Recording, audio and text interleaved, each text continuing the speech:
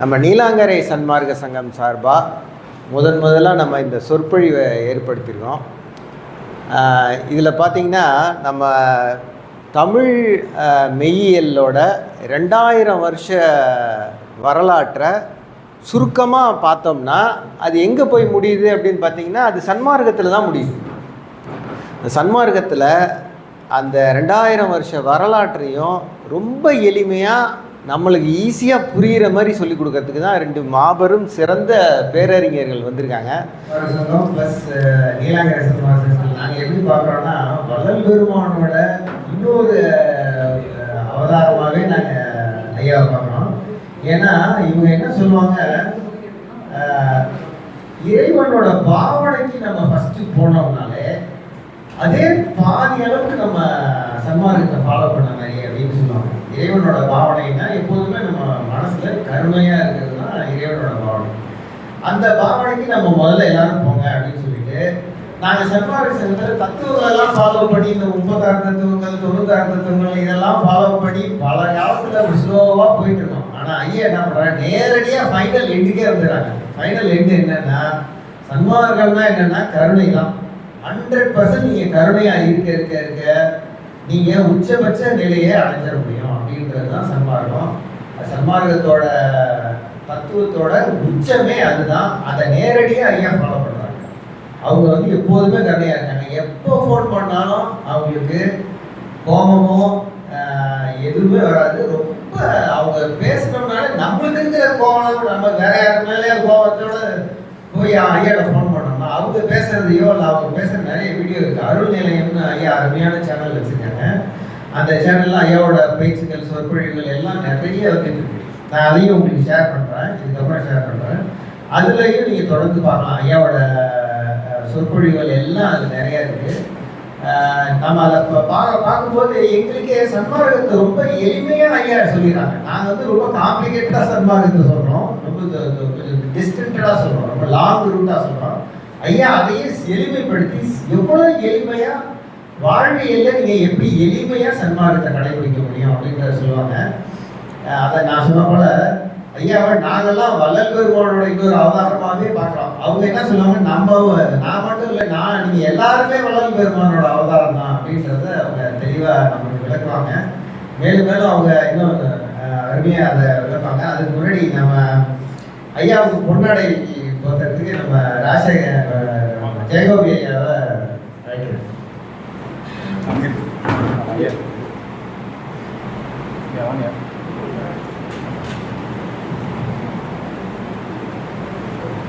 ஜெயகோபி ஐயா தான் நீலாங்கரை சன்மார்க்க சங்கத்தை நடத்திட்டு இருக்காங்க. அவங்களோட நண்பர்களுக்கு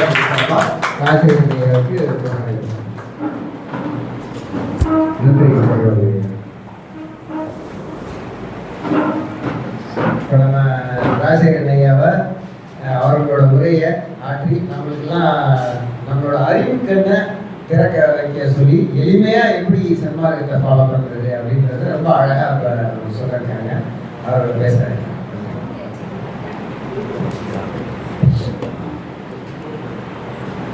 அனைவருக்கும் வணக்கம். ஐயா பார்த்தீங்கன்னா தமிழ் அறிஞர் பேசினார். இப்போ நான் படிக்கவே தெரியாதால் பேசிகிட்டு இருக்கேன். இப்போது எனக்கு படிக்கவே தெரியாது சுத்தமாக.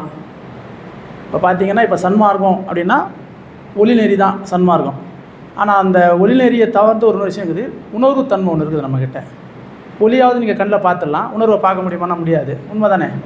ஆனால் அந்த உணர்வு கருணையை கிட்ட போனீங்கன்னா அந்த உணர்வு எல்லாருக்கும் தெரியும். நம்ம எல்லாருக்கிட்டையும் கருணை தான் உணர்வாக இருக்குது. அந்த உணர்வு மேலோங்கன்னா இன்னும் அந்த இறைவனோட தன்மை முழுவதையாக உணர முடியுன்றதை நான் செயலாக செஞ்சு அனுபவம் பெற்றிருக்கிறோம். அந்த அனுபவம் பார்த்தீங்கன்னா இப்போ நான் ஒரு 7-8 வருஷத்துக்கு முன்னாடி படிக்க தெரியாது, செய்கிறது வெல்டிங் வேலை. ஒரு நாள் ட்ரெயினில் போகும்போது பார்த்தீங்கன்னா மொபைலில் ஒரு வீடியோ வருது, பறவைங்கள்லாம் தண்ணி இல்லாமல் இறந்து போகுது, உன்னால் முடிஞ்சால் தண்ணி வைங்க அப்படின்ற மாதிரி ஒரு வாசகம் வந்தது. சரி, அந்த வாசகத்தை கேட்டோம்னு எனக்குள்ள ஒரு சின்ன எண்ணம், நம்ம வெல்டிங் வேலை பார்க்குறோம் இல்லையா, சரி நம்ம தண்ணி வச்சா நல்லாயிருக்கும் இல்லையா, மரத்துலலாம் ஒரு பாம்பு மாதிரி வச்சு ஒரு பாத்திரத்தை வச்சு வெல்டிங் வச்சு தண்ணி ஊற்றினா நல்லாயிருக்கும்னு சொல்லிட்டு திருவத்தூர்லேருந்து கிட்டத்தட்ட தாம்பரம் வரைக்கும் இந்த சைடில் நாங்கள் ஆரம்பித்து கிட்டத்தட்ட ஒரு 6-7 மாதம் தொடர்ந்து போய்ட்டுது ஃப்ரெண்ட்ஸுங்கெல்லாம் சேர்ந்து. நம்மளோட ஹேபிட்லாம் பார்த்தீங்கன்னா குடிக்கிறது, மாமிசம் சாப்பிட்டு இது தான் நம்மளோட பழக்கம். நாங்கள் இருக்கிறது பீச் வரோம். செய்கிறது வெல்டிங் வேலை, படிக்க தெரியாது. அப்போ எப்படி இருப்போம்? நம்ம நார்மலான அந்த வாழ்க்கை தான் நம்ம லீட் பண்ணுறோம். அப்போ இருக்கும்போது பார்த்திங்கன்னா இந்த செயலை ஸ்டார்ட் பண்ணி ஒரு 6-7 மாதம் தொடர்ந்து போயிட்டுருக்கு. போகும்போது ஆட்டோமேட்டிக்காக ஒரு நாள் நான் மாமிசம் நான் சாப்பிட்றேன். சாப்பிடும் போது எனக்குள்ள ஒரு உணர்வு ஏற்படுது. உன் சதையை நீயே சாப்பிட்றேன்ற மாதிரி உள்ள ஒரு சத்தம் கேட்குது. என்ன புதுசாக இருக்குது, இது மாதிரிலாம் நம்மளுக்கு கேட்டது இல்லையா, நம்ம சாப்பிட்றோன்னு. சரி, இது கேட்டவுடனே எல்லாம் சாப்பிட முடியல. அதை இந்த வார்த்தை தெரியும் யாரும் சொல்லி நானும் கேட்கல, எனக்குள்ள அது உணர்வும் வரல. வந்ததுனால நினச்சி நம்ம சாப்பிடக்கூடாது, தப்பு தான் போல் அப்படின்ற மாதிரி அதை நிறுத்துறேன். அதை நிறுத்தி பார்த்திங்கன்னா இன்னொரு 2-3 மாதத்துக்குள்ள பார்த்திங்கன்னா பால், தேன் இதெல்லாம் சாப்பிட்ற பழக்கம் உண்டு. நம்ம ஒன்று நிறுத்திட்டோம் இல்லையா, அதை சாப்பிடும்போது அதே ஒரு உணர்வு ஏற்படுது. ஏன்னா ஒரு மாடு அதோடய குழந்தைக்கு கொடுக்குறது தான் பால். இப்போ நம்மளையே தாய்க்கு பால் வராதப்போ நம்மளுக்கு இன்னொரு தாயாக இருந்து காத்தது தான் அந்த மாடு. உண்மை தான். இப்போ நம்ம அதை வளர்ந்த உடனே நம்ம அதை டேஸ்ட்டு கோசமோ ருசி கோசமோ நம்ம சாப்பிட்றோம். அது தவறுன்ற மாதிரி உள்ள இதெல்லாம் கேட்டு இந்த வார்த்தை வருது. அதில் எடுத்தவுடனே அது கேட்கல. இதெல்லாம் ஏன் நிறுத்தணும்னா கேள்வி கேட்கும். இந்த கேள்விலாம் சொல்லுது. அது இவ்வளோ பதில் சொல்லி இது இப்படி தான் இருக்குது, அப்படி தப்பு தானேன்றது கேட்டால் ஆமாம் நம்ம சாப்பிடக்கூடாது. அதே போல் தேனீக்கணும்.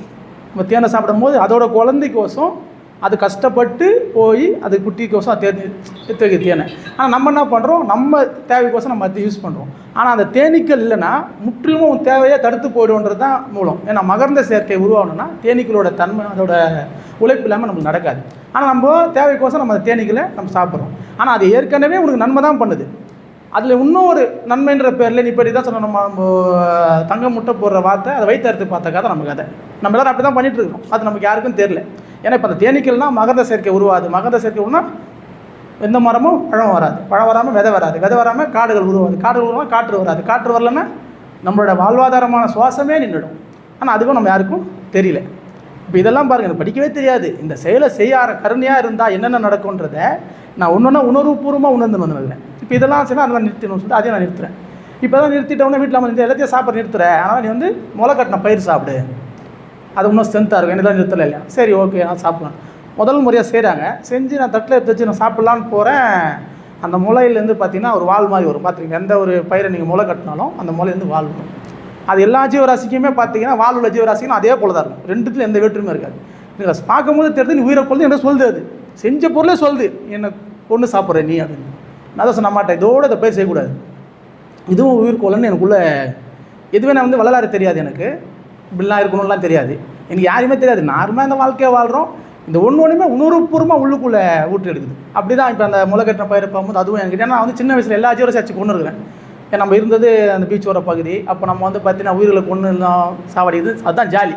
சின்ன வயசில் விளையாட்டுன்னா இருக்கப்பட்டவங்களுக்கு விளையாட்டு வேறு மாதிரி இருக்கும், இல்லாதப்பட்டவங்களுக்கு அந்த செடிங்களில் அந்த குப்பைகளில் போய் என்ன இருக்குதோ அதை எடுத்து சாவடிக்கிறது தான் விளையாட்டு. நான் அதனால் அது எல்லா ஓனா அரணா எந்த ஒரு ஜீவராசியும் அதை அடித்து சாவடிப்பேன். அது குழந்தைல எப்படி இருக்கும் எனக்கு தெரியும், அது வளர்ந்தா எப்படி இருக்கும் தெரியும், பெண் எப்படி இருக்குன்னு தெரியும், ஆண் ஓனா எப்படி இருக்குன்னு தெரியும், எல்லா ஜீவராசி எப்படி இருக்குன்னு எனக்கு தெரியும். ஏன்னா அது கூட நான் சின்னதுலேருந்தே விளையாட்டு வேறு வழி இல்லை, அதுதான் என்னோடய விளையாட்டு. நானும் அது கூட பழக்கம் அதிகம். பட்டாம்பூச்சி எந்த ஒரு ஜீவராசியாக இருந்தாலும். ஏன்னா உணவு கூட கிடைக்காது, ஆனால் விளையாடும் போது உணவு கூட தேவைப்படுன்ற எண்ணம் இருக்காது நம்மக்கிட்ட. ஏன்னா அதனால தான் வீட்டில் வந்து பார்த்தா விளையாட விட்டுருவாங்க. ஏன்னா நம்ம இடத்துல ஒரு இப்போ நாங்களாம் 3 வேளை உணவு சரியாக சாப்பிட்டோம்னா கிடையாது, அவ்வளோ கடினம்.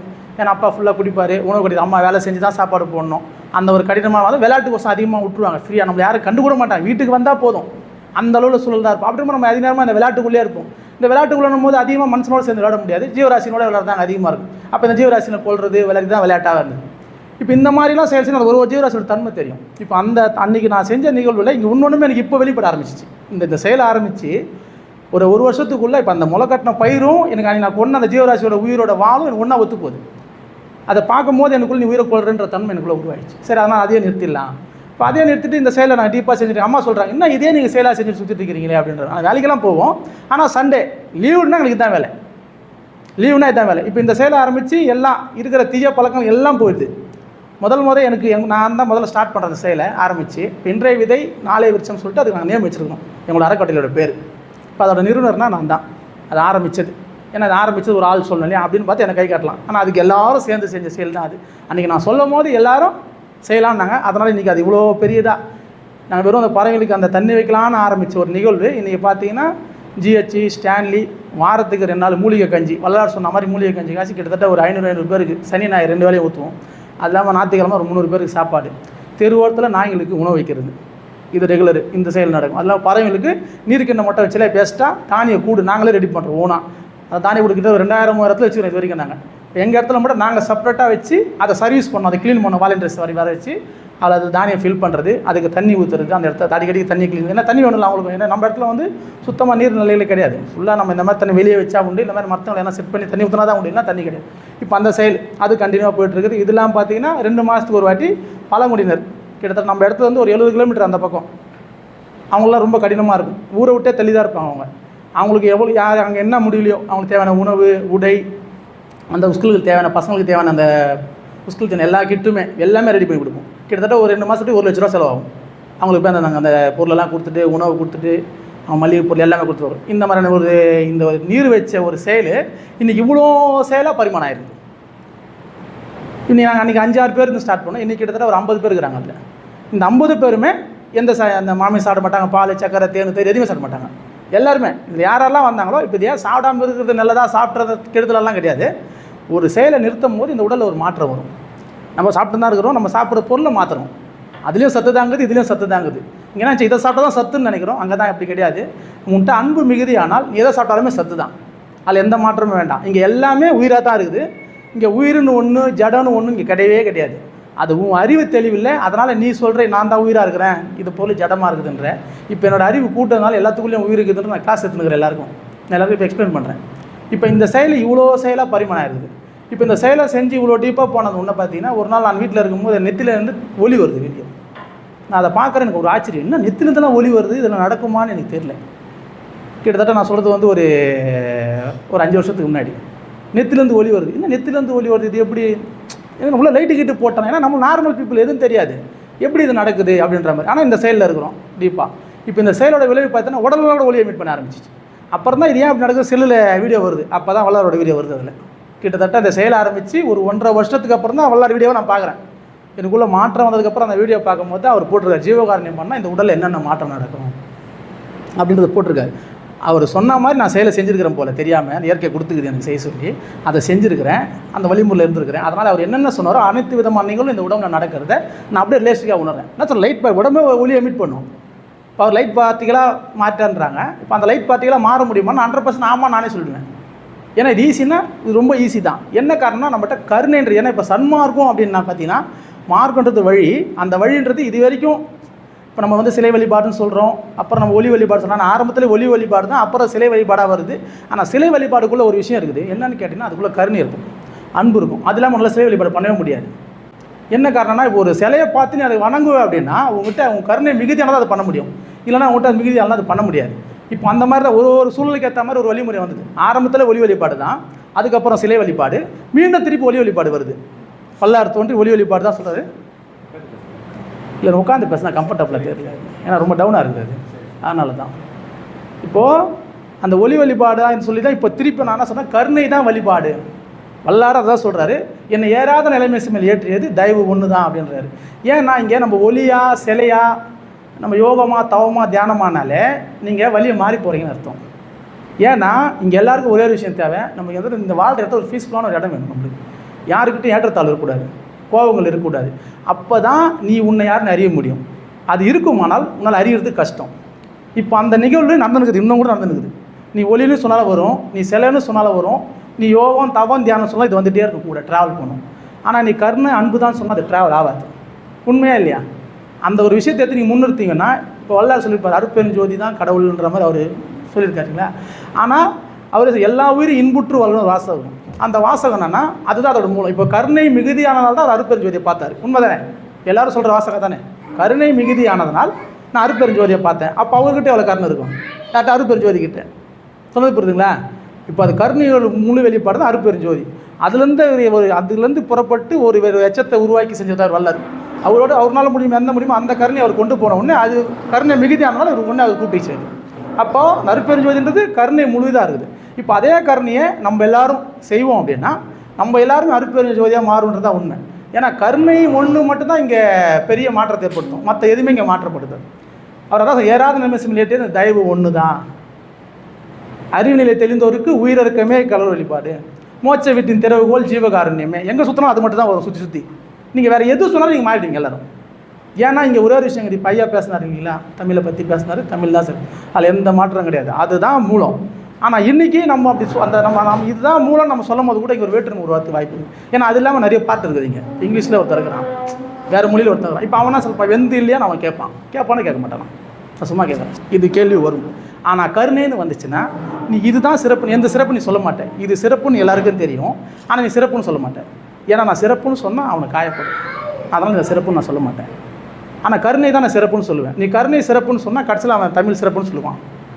ஏன்னா கருணை சிறப்புன்னா அது எல்லா மாநிலமும் ஒத்துக்கும், எல்லா மொழியும் ஒத்துக்கும். அது எதுவுமே சிறப்பு இல்லைன்னு சொல்லாது. அது எல்லா மார்க்கமும் ஒத்துக்கும், எல்லா மதமும் ஒத்துக்கும். ஆனால் நீங்கள் எதை ஒன்று முன்னிறுத்தாலும் ஒன்று ஒத்துக்காது. ஏன்னா இங்கே இந்த சுமாரி பேச்சு பாருங்கள், இந்த அருட்பெருஞ்சோதின்ற ஒரு பெரிய ஒளிக்குள்ளேயும் அந்த பெரிய வெளிக்குள்ளேயும் தான் இந்த பூமியே இருக்குது. அப்போ நீங்களே அதுக்குள்ளே தான் இருக்கிறீங்க. அப்போ நீங்களாம் யார்? நீங்கள் அதுவாக தான் இருக்கிறீங்க. அதுவாக இருக்கிற ஒரு பொருளே அதை தேடுது, அதுக்கு ஃபைட் பண்ணுது. அது இதுதான் சிறந்தது ஒன்று சொல்லுது, அதுதான் சிறந்தது அது சொல்லுது. நீங்கள் இப்படியே சொல்லினே இருந்தீங்கன்னா இந்த நிகழ்வு இங்கே நடந்துக்கினே இருக்கு. நீங்கள் சொன்னீங்கல்ல அடுத்த வல்லதாரோட மறு உருவம்னு சொன்னீங்களே, அதுக்கான அர்த்தம் இதுதான். கருணை ஒன்று தான் அதோட சாதனம். கருணை மிகுதியானால் நீ எந்த விதத்துலையும் இது பெருசு நீ சொல்லவே மாட்டேன். ஏன்னா எல்லாமே நானாக இருக்கிறேன். நானாக இருக்கும் போது இதுதான் பெருசுன்னு நான் சொல்லிட்டேன்னா ஒன்று சிறுசுனா இதுக்கு பேர் ஏற்றத்தாழ்வு, இதுக்கு பேர் நல்லது கெட்டது அப்படின்னு ஒரு தன்மை இங்கே கிடையாதுன்றதை நீ புரிஞ்சுக்கணும்னா உனக்கு கருணை மிகுதியானதாக வரும். ஏன்னா கருணை மிகுதியாச்சுன்னா நீ எதையும் ஒன்று உயர்த்தி சொல்லவே மாட்டேன், எதையும் உயர்த்தக்கூடாது. உயர்த்தினா ஒன்று தாழ்ந்ததாயிடும், தாழ்ந்தது ஒத்துக்காது. ஏன்னா எல்லாமே ஒரே பொருளுக்குள்ளே தான் இருக்குது. அப்படி ஒரே பொருளுக்குள்ளே இருக்கும்போது ஒன்று உயர்வா ஒன்று தாழ்வா எப்படி இருக்கும்? நான் தெரியாமல் கேட்குறேன். ஐயா சிதம்பர ரகசியத்தை பற்றி ஐயா சொன்னார்களா, ஐயா தமிழை பற்றி பேசினார். ரெண்டு பேருமே சரியான கருத்து. அதுக்கு எல்லாத்துக்கும் மூலமானது இதுதான். கருணை ஒன்று தான் சாதனம். அந்த கருணை உங்ககிட்ட வருமானம் நீங்கள் சொல்கிறதான வழிமுறைக்கு கரெக்ட், எல்லாமே எடுத்து நடத்தணும், தமிழை கற்றுக்கணும், செய்யணும், தப்பு இல்லை. ஆனால் அதை சொல்லிட்டோம்னு ஒரு வார்த்தை வருது இல்லையா, இதுதான் சிறந்ததுன்னு. அங்கே தான் அது திருப்பியும் பல இடத்துக்கு வந்துக்குது.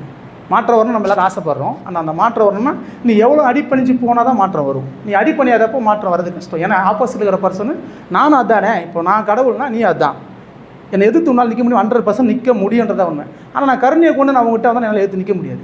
ஏன்னா கருணைன்னா அது எல்லாத்துக்குள்ளேயும் ஒரே மூலம் தான். இப்போ நம்ம எல்லோரும் பாருங்கள், உடலாக பார்த்தா வெவ்வேறையாக இருக்கிறோம், உண்மை தானே? ஃபேஸாக பார்த்தா வேறு, பேருன்னு சொன்னால் வெவ்வேறையாக இருக்கிறீங்க, உயிர்னு சொன்னால் ஒரே பொருள் ஆகிடுறீங்களா? எங்கே வந்துச்சு வேற்றுமை? அதில் வேற்றுமே இல்லாத ஒரு பொருளுக்குள்ளே ஏன் வேற்றுமை பற்றி நம்ம பேசுகிறோம்? காரணம் என்ன? அது வெளிப்பட்டதுனால உனக்கு ஏற்பட்ட அறிவு கொண்டு ஒரு விஷயத்தை பற்றி நீ வெளிப்பட்டுனா சொல்லுங்கிற, இது சிறந்தது, இது சிறந்தது. சிறந்ததுன்னு ஒன்று தான், அது உயிர் தான் சிறந்தது. உயிர்ன்றது உன் ஆன்மா, அந்த ஆன்மான்றது தான் கடவுள். அது சிறந்ததுன்னு உங்கள் எல்லாருக்கும் தெரிஞ்சிச்சு இல்லை? இதுக்கப்புறம் சிறந்ததுன்னு எதை பற்றி நம்ம பேச முட்டாள்தனமா இல்லையா? இது நம்மளுக்கு புரியணும். இது புரியணும்னா உங்ககிட்ட அந்த கருணையோட தன்மை கூடுனா அது கட்டாயம் புரிய வந்துடும். ஏன்னா கருணை தான் மார்க்கம், அதுதான் சன்மார்க்கம். சன்மார்க்கம்னா கருணை மார்க்கன்றது தான் உண்மை. நீங்கள் வேறு எதை கொண்டு நீங்கள் போனாலும் இந்த இடத்த நீங்கள் எல்லாருக்கும் இதை கொடுக்கவும் முடியாது, நீ மாறுறதுக்கான சூழலும் கடினமாக போகும். ஏன்னா இங்கே எல்லாமே சேர்ந்தது ஒரே பொருள். நீங்கள் நினைக்கிற மாதிரி இங்கே பல பொருளாக இங்கே எதுவுமே கிடையாது. நீ இந்த மாதிரி பிரிக்க அது பிரிஞ்சுக்கினே போகும். ஏன்னா இங்கே நம்மகிட்ட வேற்றுமை வர்றதுக்கு காரணம் தான். நீ ஒன்று உயர்வுன்னு சொல்லணும்னா ஒன்று தாழ்வுன்னு அர்த்தம். உயர்வு தாழ்வுன்னு ஒன்று இல்லைன்னு சொல்கிறது தான் சன்மார்க்கம். அந்த சன்மார்க்கன்றது கருணையில் மட்டும்தான் அந்த வார்த்தை ஒன்றால் சொல்ல முடியாது. ஐயா போட்டிருப்பார், எங்கே ஒருமை விளங்குதோ அங்கே தான் ஜீவகாருண்யம் விளங்குன்னு போட்டிருப்பார். ஏன்னா ஒருமைனா ஒன்றுன்னு பொருள். அந்த ஒன்றுன்ற தன்மை உள்ளே வந்துச்சுன்னா எந்த விதத்தில் ஒன்று ஏற்றி ஒன்று எல்லோரும் ஒரு தமிழாக இருந்தாலும் உன் வாழ்க்கையை நகர்த்துறதுக்கு தான், ஆங்கிலமாக இருந்தாலும் உன் வாழ்க்கையை நகர்த்துறதுக்கு தான், உண்மை தானே? இந்தியா இருந்தாலும் உன் வாழ்க்கையை நகர்த்து தான். இது வெறும் நீங்கள் விளையாட வந்த ஒரு இடம், அதை மட்டும் ஞாபகம் வச்சுங்க. நீங்கள் இறைவனை அடையவோ இறைவனை பிடிக்கவோலாம் வரல.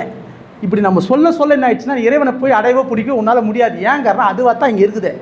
இது உங்கள் யாருக்கு தெரியாதனால தான் உவாடுறீங்க எல்லாரும். நான் இதை பிடிக்க போகிறேன், நான் தெரிஞ்சுக்க போகிறேன், அதை புரிஞ்சுக்க போகிறேன், நம்ம போகிறோம் இல்லையா? இப்போ இது வரைக்கும் எல்லோரும் சொன்னது தப்பாகிட்டோன்னா அவங்க எல்லோரும் சொன்னது சரியே, இப்போ நான் சொல்கிறதும் சரி.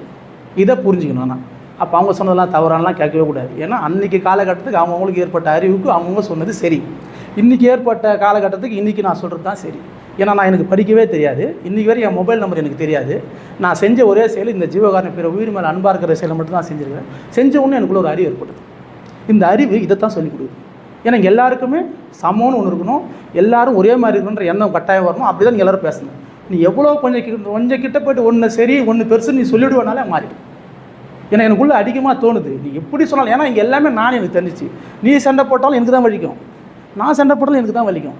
நான் எந்த உயர்வுன்னு சொன்னால் அது தாழ்வாச்சுன்னா அது எனக்கு தான் வலி. இது தெரிஞ்சவர் தான் வள்ளலார். அதனால தான் சொல்லிட்டு போயிட்டார், அறிவு நிலை தெரிந்தவருக்கு உயிரிழக்கமே கடவுள் வழிபாடு. நீ கருணையாக இருக்கிறது மட்டும் தான் உங்களுக்கு சாதனமாக இருக்கணும், வேறு எந்த சாதனமும் இங்கே வேண்டாம். ஏன்னா நீங்கள் இப்போ நான் பேசும்போது பார்த்தீங்கன்னா இப்போ எல்லாருக்கும் இப்போ நான் சொல்கிற கருத்தோட தெரியாது. ஆனால் இதுதான் உங்கள் எல்லாருக்கும் வேணும், அது உங்கள் எல்லாருக்கும் ஆமான்னு தெரியும், ஆனால் ஏற்றுக்க முடியாது. ஏன்னா நான் ஒரு சில விஷயத்தை படிச்சிருக்கிறேன், நான் ஒரு சில விஷயத்தை கேட்டிருக்கிறேன், நான் இப்படி தான் என்னோடய வழிமுறை நடந்தீங்கன்னா பழகிட்டோம். நம்ம நிறைய விஷயத்துக்கோசம் பழகிறதுனால இந்த விஷயத்தை யாரும் எடுத்துக்கிறது கஷ்டம். ஆனால் இதுதான் உங்கள் எல்லாருக்குமே வேணும்னு தெரியும், இதுதான் உண்மைன்னு தெரியும், ஆனால் இதை கையாளுறது தான் சிரமமாக இருக்குது. ஆனால் இதே நம்ம கையாளுவோம்னா தான் பெரிய மாற்றத்துக்குள்ளே நம்ம எல்லோரும் போக முடியும். ஏன்னா கருணைக்குள்ளே போகும்போது இந்த உடலில் நடக்கிற மாற்றத்தை எல்லாமே அப்படியே லைவாக பார்க்கலாம். இப்போ என்னால் இந்த எம்டி ஸ்பேஸில் ஒரு நிகழ்வு அசைத்து எனக்கு தெரியுது. இப்போ சொன்னால அந்த ஆட்டம்ஸ் அணுன்னு சொல்கிறோம் இல்லையா, இந்த எம்டி ஸ்பேஸ் ஃபுல்லாமே அதான் இருக்குது. அந்த அசைவு என் கண்ணுக்கு தெரியுது. அந்த அசைவுலேருந்து வந்தால் தான் நம்ம எல்லோரும் இங்கே வந்தது முன்னே நீங்கள் என்ன ஆயிடுச்சு, நம்மளுக்குன்னு உருவம், நம்மளுக்குன்னு பேர், பெண்ணு, ஆண், ஏற்றது இதெல்லாம் சொல்லுகிறோம். நீ அங்கேருந்து தான் புறப்பட்டுக்கிற, எதுவுமே இல்லாத இடத்துல தான் நீ வந்துக்கிற. அந்த எதுவுமே இல்லாத ஒரு இடம் எம்டி ஸ்பேஸ்னு நம்ம சிரசு உச்சிக்குள்ளே இருக்குது. அதுதான் ஒன்று இயக்குது. எம்டி இல்லாமல் எந்த ஒரு பொருளுமே இயங்காது. எம்டி தான் பயன்பாடு. இந்த பயன்பாடுன்றது எல்லா பொருளுமே பொதுவாக தான் இருக்கும். உண்மை தானே? இப்போ இந்த பாட்டிலு தண்ணி கேனா இருக்குது. இப்போ இதுவே தங்கத்தில் இருந்தாலும் வேறு தண்ணி தான் பிடிக்க முடியும். அதில் வேறு எதனா பண்ணிட முடியுமா? ஒன்றும் பண்ண முடியாது. இப்போ பிளாஸ்டிக்காக இருந்தாலும் தண்ணி பிடிச்சி வைக்கலாம். ஆனால் அதோட பயன்பாடுன்றது ஒன்று தான். அப்படி தான் இங்கே எல்லா பொருளும் எங்கே சுற்றினாலும் உன்னோட பயன்பாடு மட்டும் மாறவே மாறாது. பயன்பாட்டில் போய் பார்த்தோன்னா இறைவன்றது பொதுவாக தான் இருப்பான். அவன் எந்த விதத்தில் ஏற்றத்தாழ்வாக இருக்க மாட்டான். உண்மை தானே? நீ ஆராய்ச்சி பண்ணி எப்படி கண்டுபிடிச்சி பார்த்தாலும் நீ ஒரு மொழியை வச்சு சிறப்பாக நீ வாழணும்னா அவனுக்கான மொழி வச்சு அவன் சிறப்பாக தான் வாழ்வான். ஏன்னா மொழியோட பயன்பாடுன்னா உன் வாழ்க்கையை நவுத்தணும், அவ்வளோதான். அதுக்கு ஒன்று உதவி பண்ணணும். உண்மை தானே? இதை நம்ம எல்லோரும் புரிஞ்சிக்கணும். ஏன்னா இந்த தன்மை எல்லா பொருளுக்குள்ளும் நடக்கும். நீ எவ்வளோ பெரிய பொம்மையை வாங்கி ஒரு குழந்தைகிட்ட கொடுத்தாலும், ஒரு சிறிய பொம்மையை வாங்கி ஒரு குழந்தைகிட்ட கொடுத்தாலும் அந்த பொம்மையோட பயன்பாடு விளையாட்டுக்கு தான் உதவும். அது வேறு எதுக்குன்னா உதவுமா? உதவாது. நான் பெருசாக வாங்கிட்டேன், என்கிட்ட பொம்மை பெருசே பொம்மை வச்சுக்குது, இதுதான் மட்டும் சண்டை வரது காரணம். ஒரு குழந்தைக்கு வேற்றுமை வருது, அந்த குழந்தை அவ்வளோ வச்சு என்கிட்ட இல்லை. ஆனால் அதை பயன்பாடு நம்ம யாருக்கும் தெரியல. நம்ம இதெல்லாம் என்ன சொல்கிறோம், இறைவன் பாரு எவ்வளோ வேற்றுமை ஆகுறான், அவனுக்கு அவ்வளோ கொடுத்துட்டான், எனக்கு எவ்வளோ கஷ்டமாக வச்சுட்டான். ஆனால் அதை சிந்திச்சு அதை புரிஞ்சுப்பேன் அப்படின்னா அப்படி ஒன்றுமே கிடையாது. குடிசை வீட்டில் இருந்தாலும் நீ உள்ளே போய் 10 தூங்கலாம், மேலே மழை வர தண்ணி ஊற்றாமல் தான் போதும். நீ எவ்வளோ பெரிய பில்டிங் இருக்காத்தாலும் அதான் உன் கதை. இங்கே எல்லாத்துக்குள்ளேயும் பயன்பாட்டுக்குன்றதுக்குள்ளே இறைவன் தான் இருப்பான். அந்த பயன்பாடு மட்டும்தான் பொதுவாக இருக்கும். அந்த பொதுவாக இருக்கிறது மட்டும்தான் கருணையாக. அந்த கருணையை வந்தால் நீ பொதுவாக தான் பேசுவேன், மாற்றி எதையும் பேசிட முடியாது. இங்கே எல்லாத்துக்குள்ளேயும் சிறப்பு இருக்குது. இப்போ எல்லாத்துக்குள்ளேயும் சிறப்பு நம்ம பொது தானே. அது ஒன்று சிறப்பு நீ சொல்லிவிடனாலும் முடிஞ்சிச்சு. இப்போ அது திருப்பியும் அது ரொட்டேஷனுக்கு போயிடும். அது உங்கள் யாருக்குமே தெரியாது. அது நல்லா தெரியுது. ஏன்னா இங்கே எல்லோரும் சரியாக இருக்கணும். இங்கே எல்லோரும், ஏன்னா இப்போ உங்களை நீங்கள் நம்ம எல்லோரும் பார்த்தீங்கன்னா மனிதனை மட்டும்தான் பேசுகிறீங்க. மனிதன் சரியாக இருக்கணும், மனிதன் மாறணும்னு. உங்களால் உங்கள் கூட சக உயிர்கள் எவ்வளோ துன்பப்படுதுன்னு உங்கள் யாருக்கும் தெரியும். தெரியுமா? இப்போ நான் என்னன்னா இந்த இறைவனோட பெரிய அறிவு என்கிட்ட இருக்குது. அந்த அறிவை நான் பார்க்கும்போது இன்றைக்கி கூட நான் பாத்ரூமுக்கு போகிறேன், அங்கே நான் தண்ணி ஊற்றுனேன், விட்டில் பூச்சிலாம் விழுந்து அந்த தண்ணிக்குள்ளே போகுது. அது முடியல, வெளியே வர முடியாது, கை வச்சாலும் செத்துரும். அதுதான் ஃபேக்ட். ஆனால் அதுக்கு வாழணும்னு ஆசை இருக்குது. சாகும் போது அதுக்கு வலியும் இருக்குது. இப்போ அந்த வலி அதுக்கு இருக்குது, உனக்கும் அதே போல் வலி இருக்குது. இப்போ நீங்கள் நம்ம வலியை மட்டும் தான் நம்ம பேசினுக்கிறோம். நம்ம ஏற்றத்தாழ்வு பார்க்குறோம், போகிறோம், இதுன்னா அது. ஆனால் அவங்க கூட சகமாகிற உயிராசி ஒரே நாளும் மெரிச்சு சாப்பிடுறது, நெருப்பில் வந்து சாவுது, தண்ணியில் வந்து சாவுது, அது துடிச்சினே இருக்குது. உங்கள் யாருக்கும் தெரியல. எனக்கு அதை பார்க்கும் போது தெரியுது. அப்போ என்ன ஆயிடுச்சு, இதே உன் வாழ்க்கையை பற்றியே பார்க்குறியே, அதுக்கும் ஒரு வாழ்க்கை இருக்குது, அதுக்கும் வலிக்குது, அதுக்கும் துன்பம் உங்களுக்கு ஏன் தெரியல. அப்போ நீங்கள் அவங்களுக்கோசம் பார்க்கணும், சும்மா ஒரு எண்ணத்தை மட்டும் வை. நீ அதை காப்பாற்றலாம் தேவையில்லை. துன்பப்படுறது தெரிஞ்சிச்சு இல்லை, அதுக்கும் வலிக்கும் தெரிஞ்சிச்சு இல்லை. அப்போது அந்த மாற்றமே இங்கே நடக்கணும்னா இப்போ நான் சொல்கிற மாதிரி நம்ம இந்த செயலை செஞ்சால் மட்டும்தான் மாற்றம் வரும். இல்லைன்னா நம்மக்கிட்ட அந்த ஏற்றத்தாழ்வு போகாது. நம்ம திருப்பி நம்ம இதை ரொட்டேஷனுக்குள்ளேயே வரணும். நீ ரொட்டேஷனுக்குள்ள வரல எந்த பிரயோஜனமும் கிடையாது. ஏன்னா இப்போ ரீசன் எனக்கு ஏற்பட்ட அறிவுன்னா, நீங்கள் யாரும் இறைவனை அடையிறதுக்கோசம் இங்கே வரல, விளையாட்டுக்கு வந்துருக்குறீங்க. விளையாட வந்த இடத்துல பீஸ்ஃபுல் போயிடுச்சு. நம்மக்கிட்ட ஏற்றத்தாழ்வு வந்துச்சு, கெட்டது நிலன்னு ஒரு விஷயத்த சொல்லியாச்சு. அதனால் ஆச்சு அதுக்குள்ளேயே நம்மளுக்கு ஏற்றத்தாழ்வுனால பயமாக இருக்குது. நம்ம யாரை பார்த்தீங்க எல்லோரும் பயப்படுறோம்? மனிதனை பார்த்தா மனிதன் பயப்படுறான். உண்மை தானே? வேறு யாருன்னா பார்த்து நீங்கள் யாரா பயப்படுறீங்களா? எவ்வளோ மழை வந்தாலும் அதை பார்த்து நீங்கள் பயப்படவே மாட்டீங்க. கொஞ்சம் சந்தோஷம் தான் வரும். உண்மை தானே? எவ்வளோ காற்று வச்சாலும் பயம் வராது, சந்தோஷம். ஏன்னா காற்றுன்றது உங்களுக்கு தேவை. உண்மை தானே? அப்போ அந்த இயற்கை எதை பார்த்து நீ பயப்படல. ஆனால் ஒரே ஒருத்தரை பார்த்து, உங்களுக்கு கூட சகமாகிற மனிதனை பார்த்து நீ பயப்படுறேன். என்ன காரணம்? அவங்ககிட்ட அந்த அன்பு கருணையோட தன்மை என்னன்னு அவனுக்கு வெளிப்பட்டு தெரியாதனால உங்கள்கிட்ட பயம் கட்டாயிருக்கு. ஏன்னா உங்ககிட்டயும் அது இல்லை, அவங்ககிட்டயும் அது இல்லை. நீ என்ன நினைப்பணும் உனக்கே தெரியல. அப்போ அவன் என்ன நினைப்பணும் எப்படி கெஸ் பண்ண முடியும்? சுத்தமாக முடியவே முடியாது. ஆனால் நீ கருணையாக இருப்ப அப்படின்னா உங்கள்கிட்ட ஒரு நம்பிக்கை வந்துடும். உன்னோட நம்பிக்கை அவன் என்ன பண்ணணும் அதை பற்றி நான் அக்கறைப்பட மாட்டேன். நான் சரியாக இருந்தால் அதுவும் சரியாக இருக்குன்றது தான் உண்மை. ஏன்னா நீங்கன்னு ஒரு பொருள், அதுன்னு ஒரு பொருள் இங்கே கிடையவே கிடையாது. ரெண்டுமே சேர்ந்து ஒரே பொருள் தான். இப்போ நம்ம எல்லோரும் பார்த்தீங்கன்னா நம்ம உயிரை பற்றி சிந்திக்கணும், நம்ம ஆன்மா பற்றி சிந்திக்கணும், நம்ம காற்று இருக்குது. ஆனால் நீங்கள் கருணையாக இருந்து ஒரு ஜீவராசியோட மிங்கில் ஆவீங்கன்னா அப்போ தான் நீ உயிரோட டைப் பண்ணுறேன்னு அர்த்தம். நீ உன்னோட அப்போ தான் இணைறன்னு அர்த்தம். நீ உன்னுக்குள்ளே போய் நீ உன்னுக்குள்ளே ட்ராவல் பண்ணி நீ ஒரு விஷயத்தை கண்டுபிடிக்கிறது கஷ்டம். ஆனால் நீ பிறருக்கு உதவி பண்ணுவ, பிறர்கிட்ட அன்பாக இருப்ப, பிறர்கிட்ட கருணையை நீ வெளிப்படுத்துவேன்னா அப்போ தான் உன்னோட முழு தன்மை வெளிப்படும். ஏன்னு கேட்டிங்கன்னா இங்கே ஒரே விஷயம் புரிஞ்சு சொல்லலை, இதுவும் அதுவும் வெவ்வேறு இல்லை. இப்போ நீங்கள் சுமார் பேச்சு நீங்கள் எவ்வளோ டேஸ்ட்டான உணவை சாப்பிட்றலாம், சாப்பிட்டு நீங்கள் உள்ள எதாவது பண்ணிக்கலாம். ஆனால் சாப்பிட்டு வாய்க்கிட்ட போய் உள்ளே போகிற வரைக்கும் தான் சுவை, அந்த சுவை இருக்கும். ஆனால் அதே உணவை நீ பிறருக்கு கொடுக்கும்போது அதே உணவு பிறகு எத்தனை கொடுத்துருங்க, அதில் எவ்வளோ மாற்றம் வருது. நீயும் உணவு தான் சாப்பிட்ட, அதே உணவு ஒருத்தர் சாப்பிட்டு தான் கொடுக்க போகிறேன். ஆனால் அந்த நீ உணவு கொடுக்கும்போது உங்களை எல்லாரும் பாராட்டுவான், சூப்பராக பண்ணுறாரு ஐயா, எல்லோரும் உணவு கொடுக்குறாரு, எவ்வளோ மகிழ்ச்சியாக பேசுவாங்க. உங்களுக்கு எப்போ பார்த்தாலும் அந்த வார்த்தையை சொல்லுவான், ஐயா வந்து எல்லோரும் உணவு கொடுப்பாரு, ஐயா ரொம்ப நல்லவர். நீயே உணவு தான் சாப்பிட்ருக்க, நீ ஒருத்தருக்கும் உணவு கொடுத்து தான் இருக்கிற, வேறு எதுவுமே பண்ணல. உண்மை தானே? அப்போ அந்த நீ சாப்பிடும் போது இல்லாத ஒரு ரெஸ்பான்சிபிலிட்டி அடுத்தவங்களுக்கு கொடுக்கும்போது ஏன் வந்துச்சு? அப்போ தான் உனக்கு வேஷம் புரியணும், அடுத்தவங்க தான் நீயா இருக்குதுன்னு அர்த்தம். நீ உனக்குன்னு எது செஞ்சாலும் உங்கள் உடலுக்கானது, பிறருக்கு நீ எது செஞ்சாலும் உங்கள் ஆன்மாக்கானது. ஏன்னா பிறர்கிட்ட போகும்போது தான் உண்மை அறிய முடியும். ஏன்னா நீன்னு ஒரு பொருள் அதுன்னு ஒரு பொருள்ன்றது இங்கே யாருக்குமே தெரியல. முதல்ல அது தெரியாதனால தான் எல்லாம் தனக்குள்ளே ட்ராவல் பண்ணுறேன்றான், ஒரு இடத்துக்கு நான் வெளியே போய் உன்னை கண்டுபிடிக்கணும் அப்படின்னு போகிறான். அப்படி போய் அவனை கண்டுபிடிச்சானா முடியாது. அது திருப்பி ஒரு பாட்டை தான் காட்டும், திருப்பி ஒரு இடத்துக்குள்ளே போகிற வழியை தான் காட்டுமே தவிர்த்து முழுமையானால காட்டி புரிய வைக்க முடியாது. அந்த முழுமையை நீ அடையணும்னா நான் இங்கேருந்து நான் உங்கள்கிட்ட சகமான, அதுதான் தான் வல்ல சொல்ல, ஜீவகாரணியம் ஒன்று தான் செய்யணும். கருணையை கூட தான் நீ கடவுள் அழியணும், வேறு வழி கிடையாதுன்ட்டாரு. ஏன்னா கருணையை கூட நீ கடவுள் அழியணும்னா நீ கருணையாக இருப்பேன்னா இந்த இடமே அதுவாக தான் இருக்குது, நீ உணர்ந்துடலாம். நீ அதை தேடிலாம் ஓட தேவையில்லை எங்கேயும், அது ஈஸியாக புரிஞ்சிடும். ஆனால் நீ அந்த செயலுக்குள்ளே தான் இருக்கணும். அந்த செயலை விட்டு வேறு எந்த செயலுக்குள்ளே போனாலும் பாதை மாறிடுவேன். ஆனால் நீ கருணையாக இருந்தால் இந்த இடம் சுகுச்சமாக மாறிடும், இந்த இடத்தோட தன்மை சூப்பராகிடும். இல்லாதப்பட்டவன் இருக்கப்பட்டவன், இப்போ இல்லாதப்பட்டவன் இருக்கப்பட்டவன் கொடுத்தான்னா இங்கே அந்த ஏற்றத்தால் இருக்குமா? இருக்காது. இப்போ அவங்ககிட்ட அந்த குணம், இப்போ நான் இங்கே பேசுகிறேன், இதுவே நம்ம பெரிய ஒரு அரசியல்வாதியோ இல்லை பெரிய ஒரு பிஸ்னஸ் மேக்னெட்டோ இல்லை இந்த உலகத்தை ரூல் பண்ணுறாலோ இந்த வார்த்தையை கேட்டு அவங்கள புரிஞ்சுச்சுன்னா என்ன ஒரே கணத்தில் எல்லா சிஸ்டத்தையும் மாற்ற மாட்டானே, மனிதன் தானே பண்ணுறாங்க, வேறு யார் பண்ணுறாங்க? இப்போ அந்த சிஸ்டத்தை மாற்றணும்னா அவங்ககிட்ட கருணை வந்தால் முடிஞ்சிடும் எல்லா வேலையும் ஒரு கணத்தில். இப்போ நம்ம மாமிசம் சாப்பிட்றாங்க சொல்கிறோம், அதை சாப்பிடக்கூடாது தப்புன்றோம். இப்போ அந்த தப்புன்னு சிஸ்டம் போடக்கூடிய ஆளுக்கு புரிஞ்சிச்சுன்னா அவன் சிஸ்டம் போட என்ன பண்ண முடியும்? ஒன்றுமே பண்ண முடியாது. இப்போ அவன் சிஸ்டம் போடணும்னு அறிவு இருந்ததுன்னா இப்போ அவனுக்கு அந்த தடை பண்ணால் அவனுக்கு என்ன கொடுக்கணுன்ற அறிவு அவங்ககிட்ட இருக்கும். ஏன்னா அவங்ககிட்ட கருணை வந்துச்சு இல்லையா, வெறும் மூட மாட்டான், மூணுனாலும் அவங்களுக்கு என்ன உதவி பண்ணணுன்ற எண்ணம் அவங்ககிட்ட இருக்கும். கருணை மிகுதி, அப்படி மிகுதியானனால அவனுக்கு அந்த எண்ணம் இருக்கிறதுனால இயற்கை என்ன சொன்னால் அவனுக்கு சொல்யூஷன் கொடுக்க முடியும், அந்த செயலை ரெடி பண்ணி கொடுக்கும். இதுதான் உண்மையும் கூட. இதை நம்ம புரிஞ்சிக்காம தான் நம்ம இது சாத்தியப்படாது, இது கஷ்டம்னு சொல்கிறோம். ஆனால் அந்த கருணை மிகுதியானால் உன்னோட தன்மை எவ்வளோ பெருசாக விரியுன்றது உங்கள் யாருனாலே சொல்ல முடியாது. இப்போ எனக்கு வந்து பார்த்தீங்கன்னா நிறைய விஷயத்தை லைவாக என்னால் பார்க்க முடியுது. ஒரு மண் துகளுக்குள்ளே இந்த 100 கோடி அடக்கமான என்னால் ஆமான்னு கன்ஃபார்ம் பண்ணி சொல்ல முடியுது.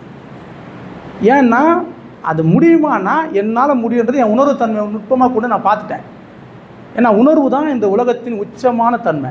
அந்த உணர்வுன்றது தான் உனக்குள்ளே இருக்குது. ஆனால் அந்த உணர்வு பலவாக பிரிஞ்சிருக்குது. கோபமா, காமமா, கர்வமா, ஆணவமா, பொறாமையா, பாசமாக இருக்குது, உண்மை தானே?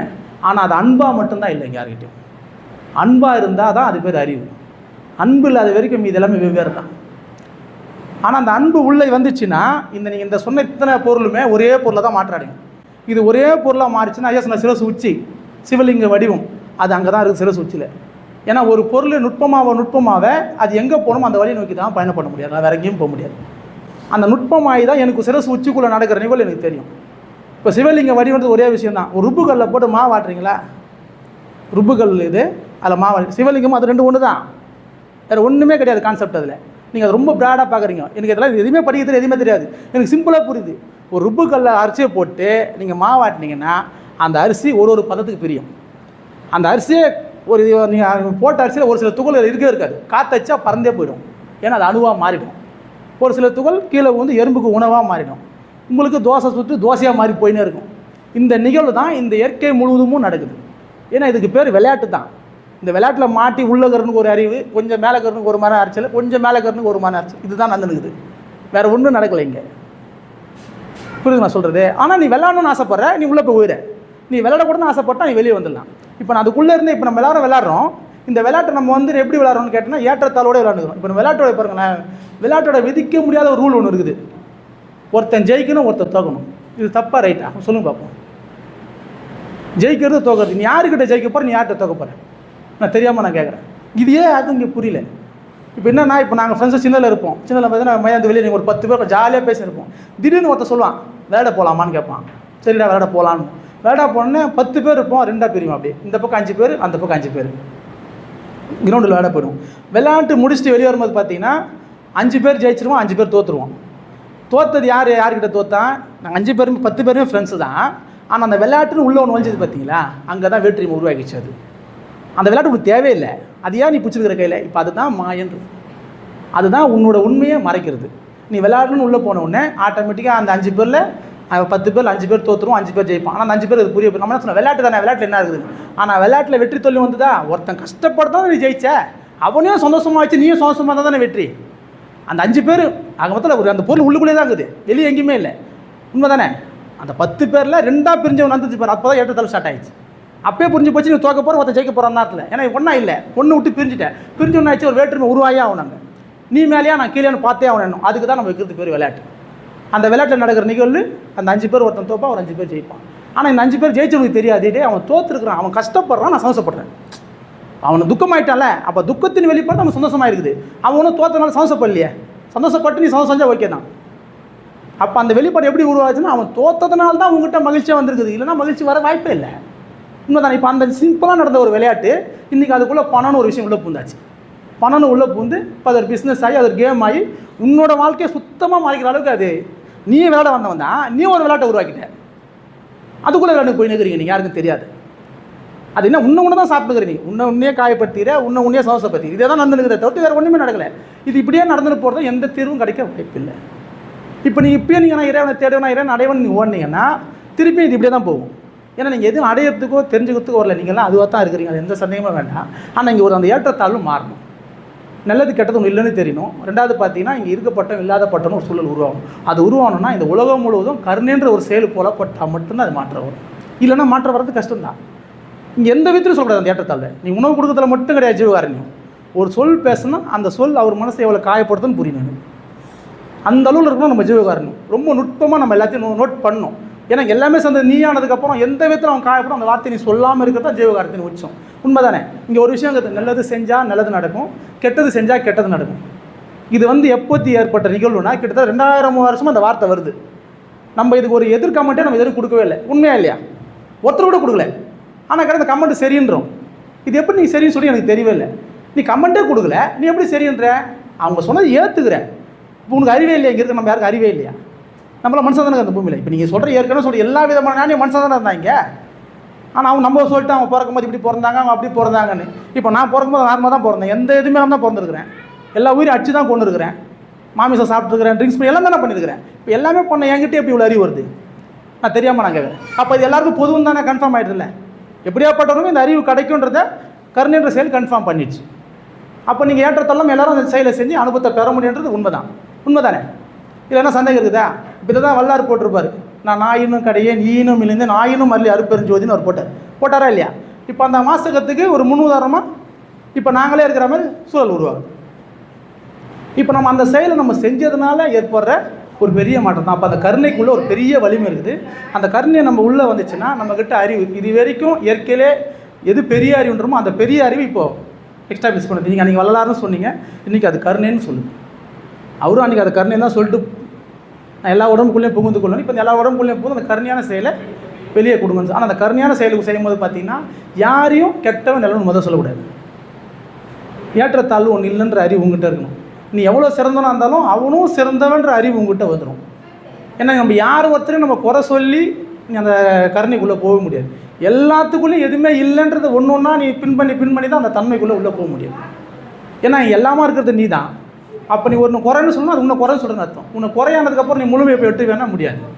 இங்கே இதுதான் நடந்துருக்குது இது வரைக்கும். இப்போ சன்மார்க்கத்தில் இப்போ நீ வல்லாசனம் சன்மார்க்க வழி ஏன் இவ்வளோ டீப்பாக இப்போ போகலன்னா இதுதான் ஒரு காரணம். எல்லாரும் கருணையான செயலை செய்கிறாங்க, ஆனால் செஞ்சால் கூட செய்யாதவங்க தப்புன்றாங்க, செய்யாதவன் சரியில்லைன்னு சொல்கிறாங்க. அவனுக்கான சூழல் அப்படி இருக்குது. நான் நேற்று அப்படி தான் இருந்தேன், நான் இப்படி இருக்கிறேன், நாளைக்கு அவன் மாறிடுவான்ற எண்ணம் நம்மகிட்ட இல்லை. இப்போ நான் தான் சொன்னேன், பாசிட்டிவ் திங்க் பண்ணுங்கள். எல்லாருக்குமே நன்மை நடக்கும். இங்கே எல்லாருமே இறைவனாக தான் இருக்கிறான், எல்லாருக்கும் பெரிய மாற்றம் வரணும்னு நினைக்கணும் நம்ம. ஏன்னா இங்கே எல்லாமே நோய் தான். உண்மை தானே? எல்லாமே நோய் தான். ஒருத்தர் நோயாளியை பார்த்தா நம்ம வருத்தப்படுறோம், நம்ம ஒரு குடிகாரனை பார்த்தா கோவப்படுறோம். உண்மை தானே? ஒருத்தர் தப்பு பண்ணுறத பார்த்தா கோவப்படுறோம். இது தப்பாக ரைட்டானா இது இன்றைக்கி இருக்கிற நம்ம வாழ்க்கை முறைக்கு ரூல்ஸுக்கு சரி தான், அதில் எந்த சந்தேகம் இல்லை. ஆனால் அவனும் நல்ல மாற்றம் அடையும் நம்ம நினச்சா தானே அந்த மாற்றம் வரும். நல்லாகிற நம்ம, அறிவு பெற்ற நம்ம, கருணையாகிற நம்ம அந்த செயல் நம்ம நினைக்காம இருந்தோம்னா அவன் மாற்றம் பெற மாட்டான். அவன் மாற்றம் பெறலைன்னா இந்த நிகழ்வு நடக்குமா நடக்காதா? ஏன்னா நீன்னு ஒரு பொருள் அதுன்னு ஒரு பொருள் இல்லைன்னு ஆகிப்போச்சு. அப்போ நம்ம இந்த அறிவு பெற்ற நம்மளாவது அவன் நல்லா இருக்கணும்னு நினைக்கும் போது ஒரு பெரிய மாற்றம் இருக்கும். இப்போ எனக்குள்ளே ஒரு அறிவு அப்படி தான் சொல்லுது. ஏன்னா எல்லாமே நான் ஆகிட்டேன். இப்போ அங்கே தப்பு பண்ணணும் நான் தான், இங்கே நல்லா பேசணும் நான் தான். அப்போ அவனை நான் மாற்றம் பண்ணணும்னு நான் தான் பண்ணணும். அவன் எல்லாம் அப்படி தான் இருப்பான்னு நான் சொன்னேன்னா அவன் இருப்பான், நான் இங்கே மைக்கு பிடிச்சி பேசினே தான் இருக்கணும். இது நந்துனே இருந்தால் இது எப்போ தான் தீர்வு? இப்போ தீர்வு வராத வரைக்கும் ஒரு துன்பம் எக்ஸ்ட்ரா ஆகிக்கினே போகும். ஏன்னா தீர்வு நோக்கிய பயணத்துக்குள்ளே வந்துருக்கிறோம் நம்ம. நம்மளாம் இறைவனை அடையிறதுக்கு வரல, நம்மளாம் இறைவனாக இருக்கிறோம் அப்படின்றது தான் உண்மை. அப்போ அந்த இறைவனாக இருக்கிறோன்றது நம்ம உணரணுனாலே நீ கருணையாக இருந்தால் மட்டும் போதும், வேறு ஒன்றும் வேண்டாங்க. கருணையாக நீ எவ்வளோ அன்பாக இருப்ப, உனக்குள்ளே எனி டைமும் அந்த கருணைன்ற சிந்தனை உனக்குள்ளே எவ்வளோ டீப்பாக போகும். பிறகு இப்போ நம்ம பேசுகிறோம், நீ எவ்வளோ ஹாஸ்பிட்டல் இருக்குது, எவ்வளோ ஹாஸ்பிட்டலில் நீ எவ்வளோ பேர் பார்த்துருக்கான் உண்மை தானே. ஒரு ஹாஸ்பிட்டல் அவ்வளோ பெட் இருக்குது, அவ்வளோ பேரும் அங்கே படுத்து கஷ்டத்தில் இருக்கிறான். நம்ம இங்கே ஏதோ ஒரு மகிழ்ச்சியில் இருக்கிறோம்ல, இந்த மகிழ்ச்சி எங்கேருந்து வந்தது உனக்கு? அதுவும் உயிர் தான், இதுவும் உயிர் தான், அதுவும் மனிதன் தான், இதுவும் மனிதன் தான். நம்ம கருணையை பற்றியும் பேசுகிறோம், ஆனால் நம்மகிட்டே அந்த சிந்தனை மிஸ் ஆகினே இருக்குதுல்ல. அது மிஸ் ஆகிற ஒரே காரணத்தினால தான் நம்மளால் அந்த அறிவுக்குள்ளே போக முடியல. என்ன இருந்தாலும் அவங்க தானே அப்படின்னு. இப்போ நம்ம வீட்டில் ஒருத்தன் தான் நம்ம வச்சு பேசுவாங்க, பேச முடியாதுல்ல. பேசினாலும் அவங்க நம்ம வீட்டில் ஒருத்தங்க இருந்தால் கூட இந்த விஷயத்தை நீ சொல்லணும். அந்தளவுக்கு உன்ட்டு அந்த கருணை வந்தால் எல்லாருமே ஒன்றும் தெரிஞ்சிடும். இப்போ எங்கள் அம்மா இருக்கிறாங்களே, இப்போ ஹாஸ்பிட்டலில் எங்கள் அம்மாவே இருந்தால் கூட இப்போ மீதி பேர்லாம் எல்லாமே எங்கள் அம்மா தானே. அவங்களுக்கோசம் நான் வருந்தில்லை, நான் இவங்களுக்கோசம் வருந்த போகிறதில்ல. ஆனால் இதுக்கான சொல்யூஷன் என்ன? கருணையான விஷயத்தை நம்ம எல்லாருக்கும் சொல்லி கொடுக்கணும். நம்ம எல்லோரும் கருணையாக இருக்கணும். இப்போ எல்லா உயிரும் எல்லா இடத்துல இருந்தும் மரணம் இல்லாத பெருவாழ்வுக்கு போகணுன்றது நம்ம என்ன நம்மகிட்ட எப்பவுமே இருந்துருக்கணும். அது எந்த உயிராக இருந்தாலும் எல்லாருக்குமே கிடைக்கும். நான் அதனால தான் சொன்னேன், எல்லா உயிரும் இன்புற்று வாழ்கின்ற ஒரு வாசகமே இந்த உலகத்தின் மூலமான வார்த்தை தான். இந்த வாசகத்தை எல்லா மதமும் எல்லா மார்க்கமும் எல்லா மொழியும் ஏற்றுக்கும். எல்லா உயிரும் இன்புற்று வாழணும், ஏன்னா எல்லாரும் இன்பமாக இருக்கணும்னு ஆசை. அந்த இன்பன்றது நம்ம இதோட இந்த வாழ்க்கையை முடிக்கணுன்றது. நீங்கள் இல்லை, இந்த உலகமே அந்த இறைவனோட இரண்டரை கலக்கக்கூடிய நாள் வருது. அந்த நாளுக்காக தான் இந்த மாதிரியான ஒரு வார்த்தைகள் என்னால் இப்போ நான் சொல்லிட்டு இருக்கேன் உங்கள் எல்லாருக்கும். ஏன்னா எனக்கு ஒரு நாள் பொழுது எனக்குள்ளே ஒரு சிந்தனை ஓடிட்டே இருக்குது. காரணம் என்ன? இந்த இயற்கையில் நம்ம எல்லாரும் என்ன பேசினாலும் ஒரு ஏற்றத்தாழ்வு இருந்துதான் இருக்குது. ஆனால் அந்த ஏற்றத்தாழ்வு நீங்கணும்னா கருணையாகிற நம்மக்கிட்ட முதல்ல ஏற்றத்தாழ்வு இருக்கக்கூடாது. எதையும் உன்னை பெருசுன்னு சொல்லக்கூடாது, உன்னை சிறுசுன்னு சொல்லக்கூடாது. எல்லாத்தையும் இருக்கிறத அப்படியே ஏற்றுக்கோ. ஆனால் நீ என்ன சரியோ அதுக்குள்ளே இருந்து உன்னோட கருணையை அதிகப்படுத்து. அவங்களுக்கும் அந்த மாற்ற ஓட்டன்னு மட்டும் தான் நீ நினைக்கணும். ஏன்னா நீ அதுவும் நீயும் ஒன்றுன்றது தான் இருக்கணும். ஏன்னா ஒருமைன்றதோட தன்மை தான். இப்போ எனக்கு அது வந்தனால தான் என்னால் அந்த ஏற்றத்தாழ்வாக பார்க்க முடியல. இப்போ யாருக்கும் ஆசை இருக்குதா, குடிச்சிட்டு வீட்டில் அவங்க வெளியே விட்டுட்டு வீட்டில் காசு கொடுக்காத ரோட்டில் பத்துக்கணும் ஆசை இருக்குதா? நான் பார்க்குறேன். ஏன்னா இப்போ நான் கஞ்சி கொடுக்க போகிறேன், அவன் குடிச்சிட்டு ரோட்டில் பத்துனுக்கிறான், மழை வருது, அப்படியே குளிர் நடுகிறான். அவங்க ஆசை வீடு இருக்குது, போக முடியல. அந்த எண்ணம் அவன்கிட்ட இல்லை. எப்படி உடம்புல நோய் வந்தால் ஹாஸ்பிட்டலில் போய் பார்த்துன்னு வீட்டில் இருக்க முடியாதோ, அதே போல் இவன் மனதில் ஒரு பிரச்சனை, அந்த குடிக்கணும்னு அவன் எண்ணத்தில் ஒரு பிரச்சனை, குடிக்கணும்னு அவன் இயற்கையாக ஒரு குத்தாச்சு. அதனால் அவன் குடிச்சுன்னுக்கிறான். அவன் வாழ்ந்த சூழலோட தன்மை அப்படி. அதனால் அவன் அந்த செயலை செஞ்சுட்டான். இப்போ அவங்களுக்கு நான் எழுப்பி கஞ்சி கொடுக்குறேன், அவன்கிட்ட திருப்பி போய் குடிப்பான தவிர்த்து அவன் அந்த கஞ்சியை வாங்கி குடிக்க முடியாது. ஆனால் நம்ம கொடுக்கும்போது நம்ம வழியில் வாங்கி குடிச்சிடறான். அவன் வயிற்றில் இருக்கிற பசி ஆறும். இப்போ நம்ம இந்த மாதிரிலாம் நம்மகிட்ட இந்த உள்ள அறிவு இருக்கிறதுனால ஒரு நாள் அவன் மாற்றம் அடையிறது வாய்ப்பு இருக்குது. இந்த மாதிரி சிந்தனை தான் நம்மக்கிட்ட வரணும். ஏன்னா கருணைன்றது இதுதான். கருணையாக நம்ம இருப்போம்னா இந்த உலகம் ஒரு கணத்தில் மாற்றப்படும். நம்ம வள்ளலார் வழியில் இருக்கிறோம், வள்ளலாருன்னு சொன்னால் சன்மார்க்குன்னு சொன்னால் அது கருணை ஒன்று தான் மார்க்குன்றதை நம்ம எல்லோரும் 100% ரொம்ப தெளிவாக புரிஞ்சிக்கலாம். இதுதான் உண்மையும் கூட. ஏன்னா எதுவுமே தெரியாது எனக்குள்ளே இவ்வளோ அறிவு புறப்பட்டு ஒரு விஷயத்த சொல்லுதுன்னா, இப்போ அந்த இயற்கையே சொல்லுது, நீங்கள் எல்லோரும் அன்பாக இருங்க, கருணையாக இருங்க. ஆனால் யாரையும் குறை சொல்லாத. ஒரு உயிரை கொண்டு சாப்பிட்றான் தப்புன்னு நீ சொல்லாத. ஆனால் நீ தப்புன்றது உனக்குள்ளே வச்சுக்கோ. அவங்ககிட்ட இப்போ எக்ஸ்பிளைன் பண்ண தேவையில்லை. ஆனால் அவனுக்கு அந்த மாற்றம் வரணுன்ற விண்ணப்பத்தை நீ வை அதிகமாக. அதுக்கான சூழல் கட்சா உன்னால் முடிஞ்சால் சொல்லி அந்த செய்ய வேணாலும் சொல்லாத. இந்த செயலை எப்படி செய்யலாம்னு சொல்லிக் கொடு. கருணையாக இருக்கிறத மட்டும் சொல்லிக் கொடு. அந்த சொல்லிக் கொடுக்குறது அவங்க அந்த மாற்றத்தை கொடுத்துரும்.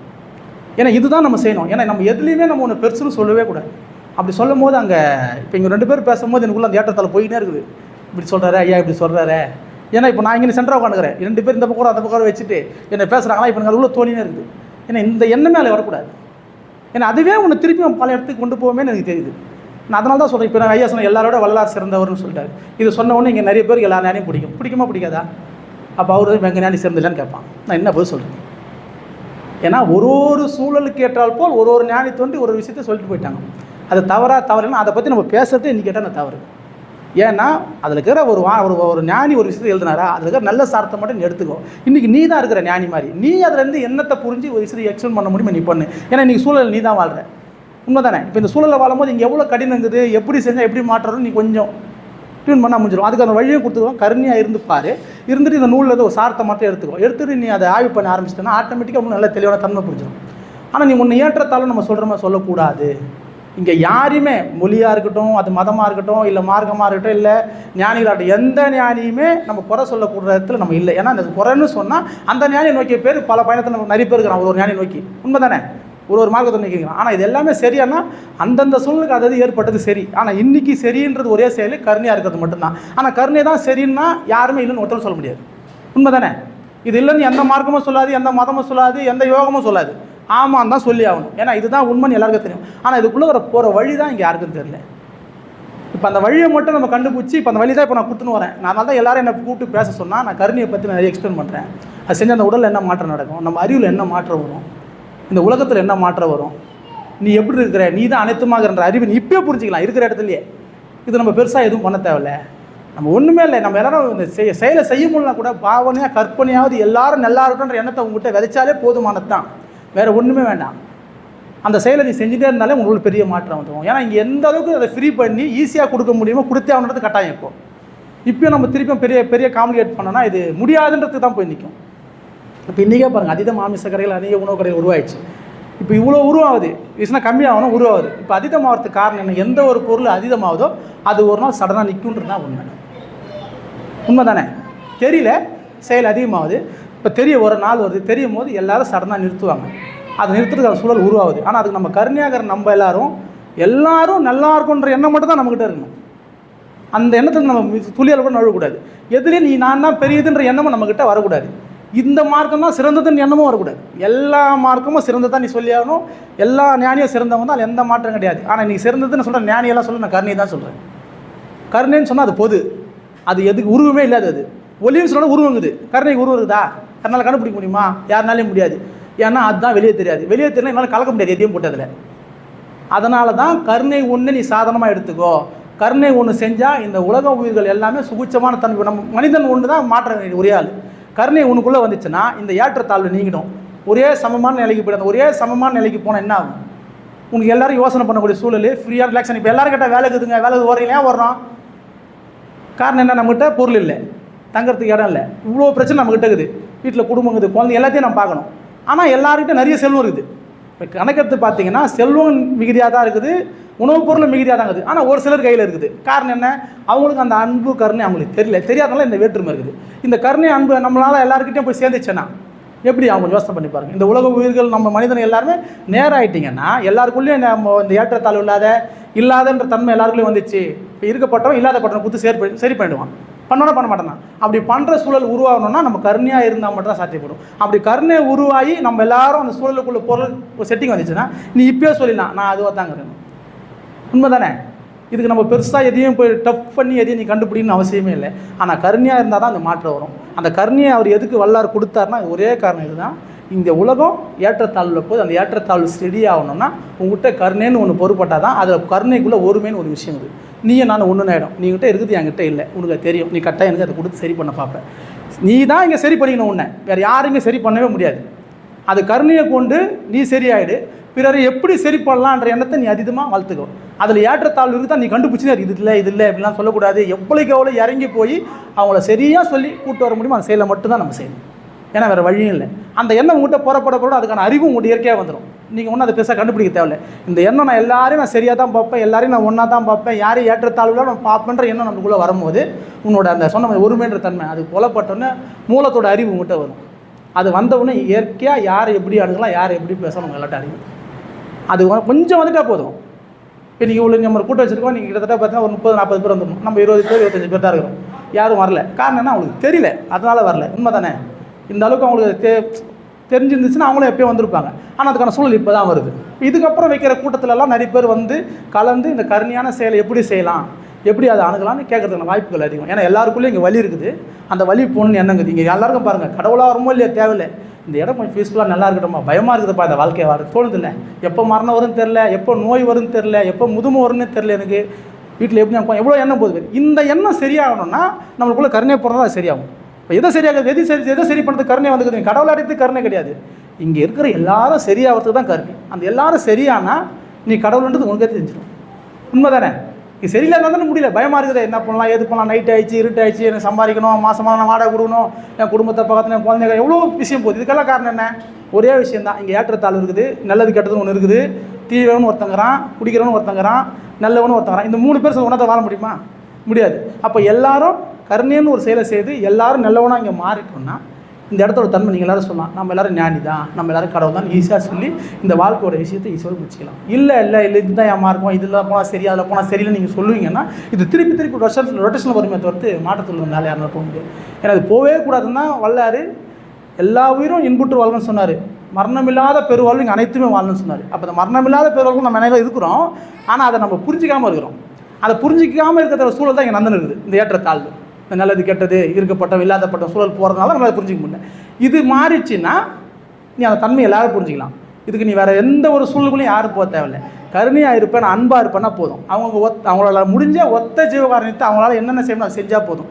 அது முடியாத நபர்கள் எல்லாம் மனசால் எல்லா உயிரும் நல்லா இருக்கட்டும், எல்லாருக்கும் எல்லாமே கிடைக்கணுன்ற எண்ணத்தை அதிகமாக வச்சாலே போதுமா.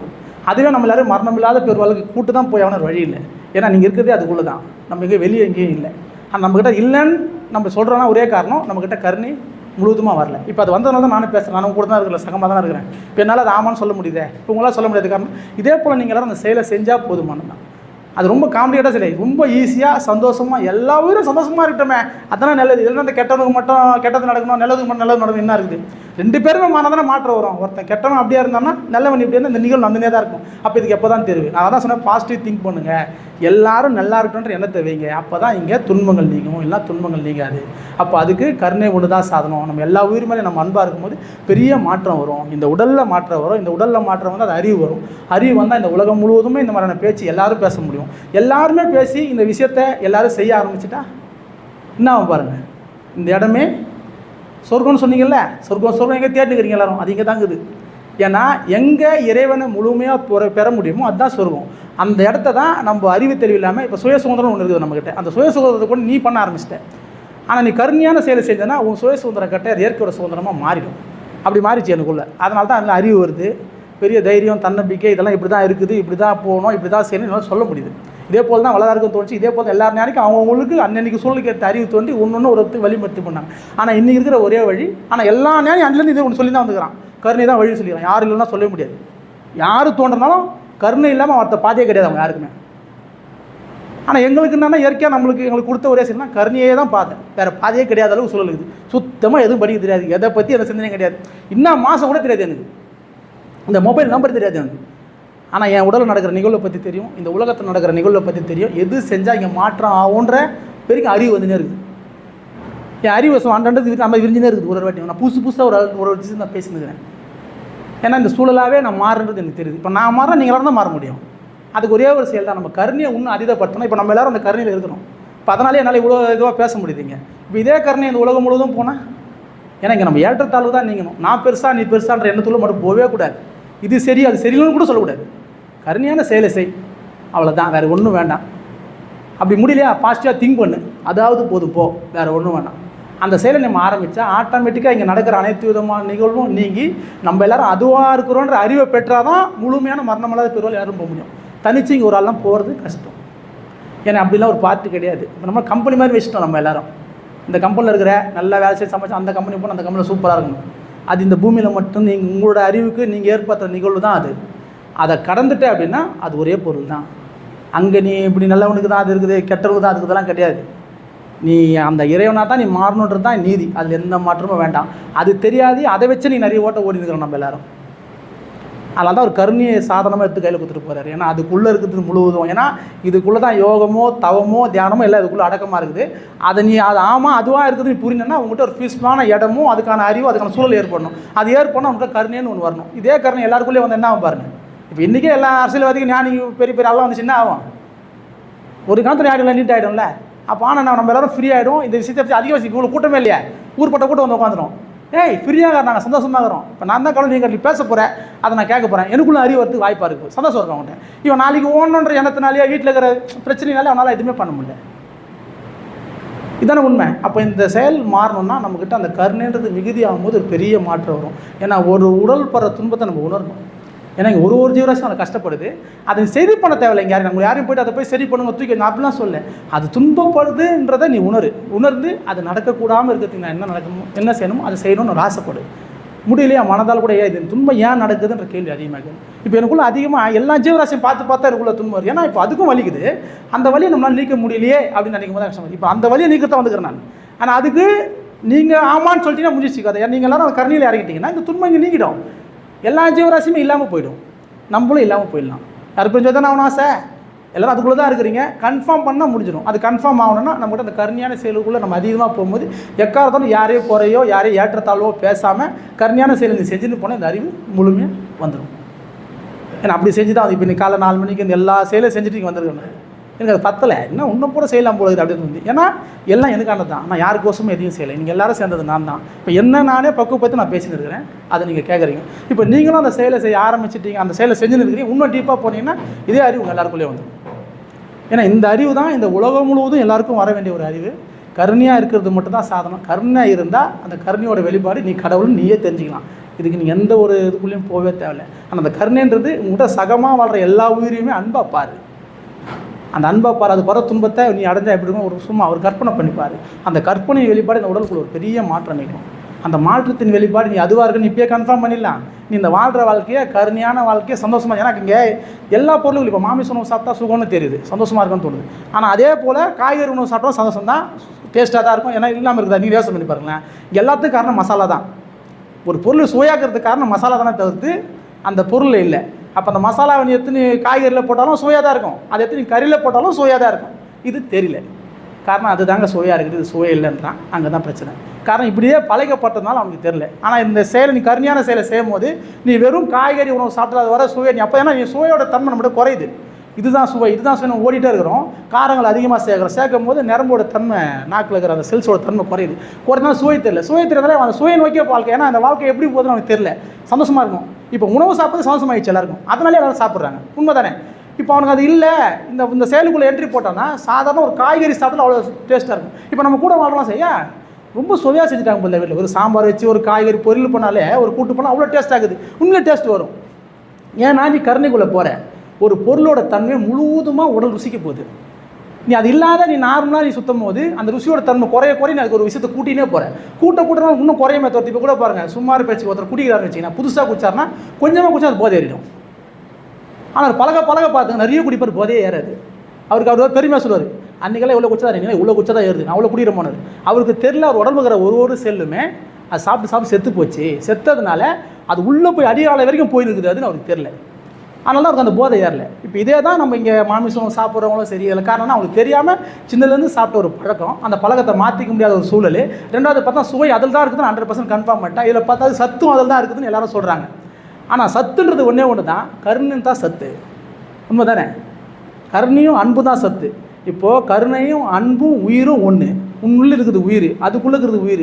ஒரு உயிர் துன்பப்படுறது உங்கள் உயிர் ஏற்றுக்காதுன்றது தான் இயற்கையோட நீதி. அப்படி இருக்கும்போது அந்த உயிராட்டு அந்த ஒரு பொருளை உயிரை கொண்டு நீ சாப்பிடும் போது உடலில் வர துன்பமும் வரும். அது உடலில் நினைக்காம பெரிய சத்தும் இருக்க வாய்ப்பே இல்லை. ஆனால் நீ கருணையாக ஆகிட்ட அப்படின்னா நீ ஒரு உயிரை கொண்டு சாப்பிட. இப்போ நம்மளை பொறுத்த வரைக்கும் காய்கறிக்கு உயிரெலாம் இருக்குது தான். ஆனால் என் அறிவுக்கு இப்போதைக்கு இதில் உயிர் இல்லைன்னு எனக்கு தெரியுது. வெட்டி போட்டால் அது துடிக்கலை. அதனால் சைனாக சாப்பிட்டா தான் ஜீவிக்க முடியும். எல்லா பொருளும் மாற்றத்துக்குள்ளே போய் ஆகணும்னு கட்டாயம் தான். அதில் யாரும் இல்லைன்னு சொல்ல முடியாது. அப்படி இருக்கும்போது காய்கறியை சாப்பிட்டா எனக்கு அந்த யாருக்கிட்ட சொல்லலாம், என் துடிக்கல அதனால தெரியலன்னு சொல்லலாம். அதில் இன்னொரு நுட்பமாகல நீங்கள் காய்கறியை நீங்கள் சாப்பிட ஆரம்பிச்சுன்னா அந்த உணர்வு நுட்பமாகும். அதுக்குள்ளே உயிர் இருக்குது, அதுக்குள்ளே. ஏன்னா இப்போ கூட அறிவு கன்வே ஆகிடும். இப்போ அந்த அறிவு கன்வே நம்ம எல்லாத்துக்குள்ளேயும் உயிர் இருக்குது நீ உணர்ந்தா அப்போ நீ யார்? அப்போ நீ ஞானி ஆகிடுவேன், நீயே அனைத்தும் ஆகிடுவேன்.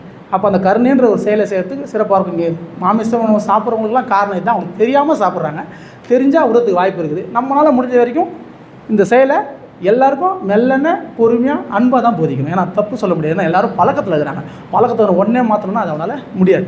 ஆனால் நம்ம அன்பு மட்டும் போதிச்சு எல்லா உயிரையும் பல துன்பத்தை நீ பார்க்கலாம். அது எப்படி எவ்வளோ துன்பப்படுது அதை நீ உணர்ந்து அதை நீ புரிஞ்சுக்கனா பெரிய மாற்றம்னு சொல்லி கொடுத்தா போதும். வேறு ஒன்றும் மாற்றலாம். அப்படி இருந்தால் நம்ம ஆட்டோமேட்டிக்காக அந்த செயலை விட்டு வெளியே வந்துடுவான். ஒரு நாள் அவன் அந்த சாதாரண காய்கறி உணவு சாப்பிடும்போது அதோட சுவையை பார்த்தோன்னு வச்சிங்களேன், இதுக்கு முன்னாடி சாப்பிட்ட சுவையில் அதுக்குள்ளே இருக்குது. இப்போ இதெல்லாம் நடக்குது எனக்குள்ளே.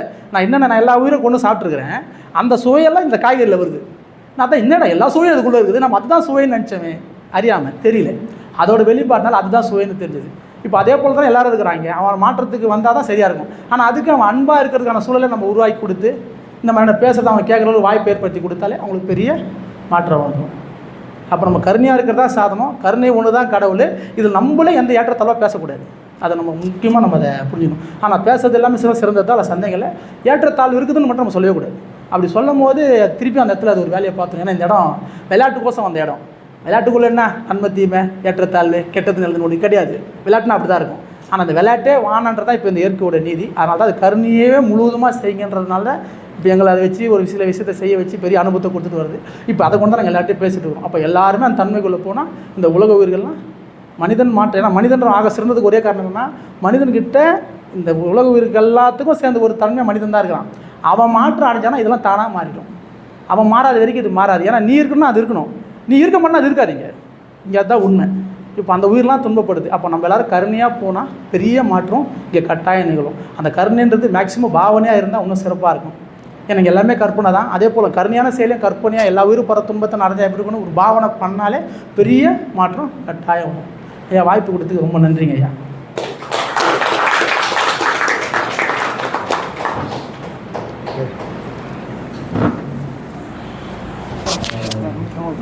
நான் சொன்ன போல மற்றவங்களுக்குலாம் கண்ணை திறந்தாரோ ஐயா அப்படின்றது எனக்கு தெரியல. எனக்கு கிணத்து வந்துட்டாரு. நாங்கள் 2 பேரும் தான் சொல்லிட்டு இருந்தோம் உயர்ந்தது தாழ்வு எது, தமிழ் தான் உயர்ந்தது அப்படின்றது. அதில் சிறந்தது இருக்கு, அதை எடுத்துக்கிறது, அதை நம்ம சொல்லும்போது அது மற்றவங்களுக்கு அது அது எப்படி ரியாக்ட் பண்ணுறது அப்படின்றத நம்ம யோசிச்சோம்னாலே அது ஆப்போசிட்டாக தான் அவங்களுக்கு ரியாக்ட் பண்ணுது அப்படின்றது ரொம்ப அழகாக சொன்னாங்க. இதை ஐயாவை தவிர வேறு யாரும் எனக்கு புரிய வைக்க முடியாது. அதுதான் அது விஷயம். அது எனக்கு புரிய வைக்கிறதுக்காகவே ஐயா இன்னைக்கு வந்திருக்காங்க. அதனால் அதில் நம்ம அதனால தான் சொல்கிறது, ஐயா ரொம்ப உயர்ந்த நிலையில் இருக்காங்க. யாருக்கு எதை புரிய வைக்கணுமோ அதை புரிய வைக்கிறாங்க. அதை எளிமையாக சொல்லி புரிய வைக்கணும். ஏன்னா இப்போ நம்ம இதுதான் சிறந்தது, வள்ளலார் தான் சிறந்ததுன்னா இப்போ வேற யாராவது இப்போ சாய்பாபா என்ன பண்ணுவார், அப்போ அதோட இதோட இந்த கூட்டத்துக்கு வரமாட்டேன்னு முடிவு பண்ணிடுவாரு. அதுதான் நடக்குது. அதுதான் நடந்தோம் இல்லையா? இப்போ நம்ம சாய்பாபா கூப்பிடுறவர் என்ன நினைப்பாரு, அது இப்போ வள்ளலாரோ இந்த குரூப் வள்ளலார் குரூப் இருக்கு, இனிமேல் இந்த கூட்டத்துக்கு நான் வரவே மாட்டேன்னு நினைச்சிட்டு ஓடிடுவாரு. அதுதான் நடக்குது. இப்போ அதுக்கு பதிலாக அதெல்லாம் கருணை வள்ளலார் என்ன சொன்னாருன்ற அந்த தத்துவத்தை எடுத்துக்கிட்டோம்னா வள்ளலாரே விட்டுடலாம். அந்த தத்துவத்தை மட்டும் எடுத்துக்கிறோம். தத்துவம் என்னன்னா கருணை தான். இப்போ கருணையை எடுத்தோம்னா கருணையை தான் சாய்பாபாவும் சொல்லியிருக்காரு, கருணையை தான் வள்ளலாரும் சொல்லியிருக்காரு, கருணையை தான் அன்பே சிவம்னு திருமூலர்னு சொல்றாரு, திருக்குறளையும் அதான் சொல்லுது. அப்போ கருணையை மட்டும் அந்த தத்துவத்தை மட்டும் எடுத்துக்கிட்டு அதுபடி வாழுங்க அப்படின்னு ரொம்ப அழகா எளிமையா. எனக்கு ஒரு விஷயத்தை புரிய வைக்கிறது ரொம்ப கஷ்டம். ஏன்னா நம்ம நிறைய படிச்சுட்டோம்ல, அதனால அந்த மாதிரி இருக்கு. அதை ஐயா போன்ற ஆட்களால் தான் சொல்லி புரிய வைக்க முடியுது. ஐயா போன்ற ஆட்கள் தான் படித்தவர்கிட்ட பேசணும் அப்படின்னு நான் நினைக்கிறேன். ஏன்னா படித்தவர்களுக்கு தான் அந்த பிரச்சனை இருக்கு. நம்ம தான் அந்த தத்துவத்துக்குள்ள போய் பூத்துக்கிறோம், அதுக்குள்ள போய் ரொம்ப காம்ப்ளிகேட் பண்ணிக்கிறோம் உலகத்தை. அப்போ நீலாங்கரை போன்ற ஏரியாக்களுக்கு தான் ஐயா பேசணும். ஏன்னா நம்ம மாதிரி ஆட்கள்லாம் நம்மள மாதிரி ஆட்களுக்கு தான் இது தேவைப்படுது அப்படின்றது. அப்படி கூட சொல்லக்கூடாது, அப்படி கூட சொல்லக்கூடாது. எல்லாத்துக்கும் தேவைன்னு தான் சொல்லணும். சப்ரேட் பண்ணக்கூடாது, எதையும் சப்ரேட் பண்ணக்கூடாது. அப்படி பண்ணும்போது கூட அது ஒரு விஷயத்தை பண்ணுவீங்க.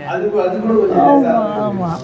அப்போ அதனால தொடர்ந்து ஐயா நம்ம இங்கே நம்ம நீலாங்கரையில் பேசணும் அப்படின்னு உங்கள் சார்பாக நம்ம எல்லாரோட சார்பாகவும் ஐயாட்ட கோரிக்கை வச்சுக்கிறேன். கட்டாயம் வாங்கக்கூடாது, எங்களை நீங்கள் கைவிட்டக்கூடாது.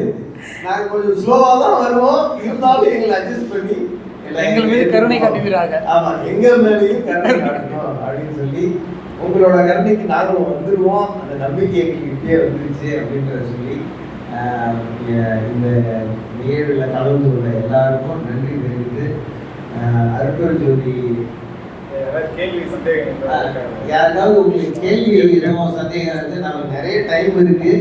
அதனால உங்களுக்கு எதுவும் கேள்வி இருந்துச்சுன்னா ரொம்ப நீங்க ரொம்ப காம்ப்ளிகேட் பண்ணிக்க வேணாம். ரொம்ப சிம்பிளா உங்களுக்கு என்ன தோணுதோ இல்லை ஏதாவது நீங்க தெரியணும்னு நினைச்சீங்கன்னா நீங்க சொல்லுங்க, ஐயாட்ட கேட்கலாம். இது இந்த நிகழ்ச்சியை நம்ம தொடர்ந்தும் நடத்தும். இன்னும் அடுத்தடுத்த மாதங்களையும் நம்ம நடத்தும். ஏன்னா இப்போ நிறைய பேர் வந்தாங்கன்னா இன்னும் நல்லா இருக்கும் நம்ம. ஏன்னா எல்லாரும் நிறைய பேருக்கு அது ஏன்னா எல்லாருக்கும் போய் இது ரீச் ஆகணும். இவ்வளோ சேர் காலியாக இருக்குங்க. ஏன்னா இந்த மாதிரி நிகழ்வு அடிக்கடிக்கு நடக்கிறதுக்கு வாய்ப்பு இருக்குது. ஆனால் ஒரு நாள் நடக்கும்போது மாற்றமாக இருக்கும். அந்தந்த நாளில் அவங்க கலந்துடணும், மிஸ் பண்ணக்கூடாது அதை. ஏன்னா இங்கே எல்லா நிகழ்வுமே ஒரு காரண காரியமாக தான் நடக்குது. இங்கே எல்லாமே தேவை இருக்குது, அது இல்லைன்னு கிடையாது. ஆனால் நம்ம அந்த தேவை எது சரி நம்மளால் சூஸ் பண்ண முடியல. நம்ம எல்லாருக்குமே தெரியும் இதுதான் சரின்னு தெரியும். அப்போ அந்த சரின்னு தெரிஞ்சு நம்ம ஏன் மிஸ் பண்ணுறோம்? இங்கே தான் ஒரு விஷயம் இருக்குது. எல்லாருக்கும் நல்லது தேவை, எல்லாரும் சந்தோஷமான எல்லாருக்கும் தோணும். அப்போ அந்த மாதிரி நிகழ்ச்சி வைக்கிறாங்க, நம்ம ஏன் போக மாட்டோம் அப்படின்ற கேள்வியை வராத நபர்கள்லாம் கேட்கணும் இங்கே. ஏன்னா இது எல்லாருக்கும் இன்ஸ்ட்ரக்ஷன் கொடுத்துருக்காரு, ஆனாலும் இருந்தாலும் ஒரு சிலர் வரல. ஏன்னா இப்போ ஒருத்தர் அவ்வளோ சிரமப்பட்டு ஒரு சரி இதே நம்ம வீட்டில் இருக்கிறத செஞ்சால் நம்ம விட்டுடுவோமா? போக மாட்டோம். ஏதோ ஒரு காரணம் அர்த்தம் தானே ஒரு எண்ணத்தை நம்ம போக மாட்டோம். இதை நம்ம தான் மாற்றிக்கணும். அப்போ தான் நம்மளுக்கு மாற்றம் வரும். ஏன்னா இங்கே அர்த்தமும் பொருள் நம்ம வரக்கூடாது. ஒருத்தருக்கு வலிக்கும்னா ஒரு நாள் உனக்கும் வலிக்குன்றது தான் இங்கே நீதி. ஏன்னா எல்லாரும் ஒரு சங்கிலி பிணைப்பில் இருக்கிறோம். அப்படி இருக்கும்போது நம்ம இன்றைக்கி ஒரு அவ்வளோ கஷ்டப்பட்டு ஒரு கூட்டத்தை வச்சு நாங்கள் வந்து வர வச்சு இங்கே பேசுவோம், ஐயாவை கூட்டு வந்துருக்கோம், எல்லோரும் பேசணும் நினைக்கும் போது அதுக்கான ஆளுங்கள்லாம் இங்கே வந்துட்டாங்கன்னா இப்போ ஐயா கூட சந்தோஷம், இப்போ எல்லோரும் வந்துட்டாங்க. இப்போ ஒரு மாதம் ஐயா வேறு வர வச்சுட்டு இங்கே ஆளுங்களே வரலையே, கூட இருந்து எல்லாரும் செஞ்சவங்க இப்போ அவங்களே வரலன்னு அவருக்கு மனசு வருத்தம் வரல. இங்கே தான் கருணை மிஸ் ஆகி போயிடுது. இதுதான் வேறு ஒன்றுமே இல்லை. உன் குடும்பத்தில் இருந்தால் நீ எப்படி ஓடிடுவேன், அர்த்தம் ஒன்றாலும் நம்மளால முடியல. இந்த தான் வேற்றுமை ஏற்படுது. இதனால தான் நமக்குள்ளே பிரச்சனையோ ஏற்றத்தாலோ மன சங்கடமோ சரியான அறிவு புரிஞ்சிக்க முடியாது போகிறது காரணம். அதை நம்ம பண்ணக்கூடாது. எல்லோரும் இந்த சன்மார்க்க சங்கத்தை ஒட்டி இருக்கிறவங்களும் சரி, நார்மல் பீப்புளும் சரி, ஐயாவோட டச்சில் இருக்கிறவங்க எல்லாரும் முடிஞ்ச வரைக்கும் இந்த மாதிரி சூழல் வைக்கும்போது வந்து கலந்துன்னா நல்லாயிருக்கும். ஏன்னா நம்புகிறாங்க இல்லையா ஒருத்தவங்க, நம்புறவங்க நம்ம அது வந்து பார்க்கணுன்னே கம்மியாக இருக்குது. நான் கேட்டால் அவங்க கூப்பிட்டோம் கஷ்டமாக இருக்குது. இப்போ இந்த கஷ்டத்தை யார் கொடுக்குறா, நம்ம கூட சகமாக சந்தோஷமாக பேசுகிறவன் பார்த்து பேசுகிறோம். நம்ம கஷ்டம் கொடுப்போமா அப்படின்னா கொடுக்குறோமே, தெரியாமல் செய்கிறாங்க. அந்த செயலை எல்லோரும் அவங்க கொஞ்சம் யோசனை பண்ணி மாற்றம் பண்ணின்னு வரத்துக்கான சூழல்களை போனால் நல்லாயிருக்கும். ஏன்னா எல்லாேருக்கும் இதை நான் வந்து ஒரு அன்பான கோரிக்கையாக நான் கேட்குறேன். ஏன்னா இங்கே எல்லாேருக்கும் அன்பு தேவை. அன்பு கருணை இல்லாமல் இங்கே எதுவும் மாறதுன்னு எல்லாருக்கும் தெரியும். ஏன்னா நன்பு எப்போ தேவைப்படும், நம்மகிட்ட ஒரு வழி வரும்போது அந்த அன்பு தேவைப்படும். அந்த வழி வரும்போது தேவைப்படணும்னு அவசியம் இல்லை. நல்லா இருக்கும்போது அந்த அன்பு உள்ளே வந்தால் தான் அது அறிவாக மாறும், பெரிய மாற்றத்தை ஏற்படுத்தி கொடுக்குன்றது தான் உண்மை. வலி வந்ததுக்கப்புறம் வந்து அந்த வலி போனால் திருப்பி அது போயிடும். ஆனால் வழி இல்லாதப்பயே நம்ம அன்பு கருணைக்குள்ள நம்ம போகிறதுக்கான சூழலோ இந்த மாதிரி நான் ஏற்படுத்த நிகழ்ச்சிகளை கலந்துக்கிறதோ முடிஞ்சவரை பிற உயிர் மேலே அன்பாக செயல் நம்ம செஞ்சால் அது அறிவாக கண்மையாக தான் நம்மளால் புரிஞ்சிக்க முடியும். இல்லைன்னா நம்மளுக்கு புரிஞ்சிக்க முடியும். ஏன்னா சூழல் எல்லாத்தையும் மாற்றிடும்.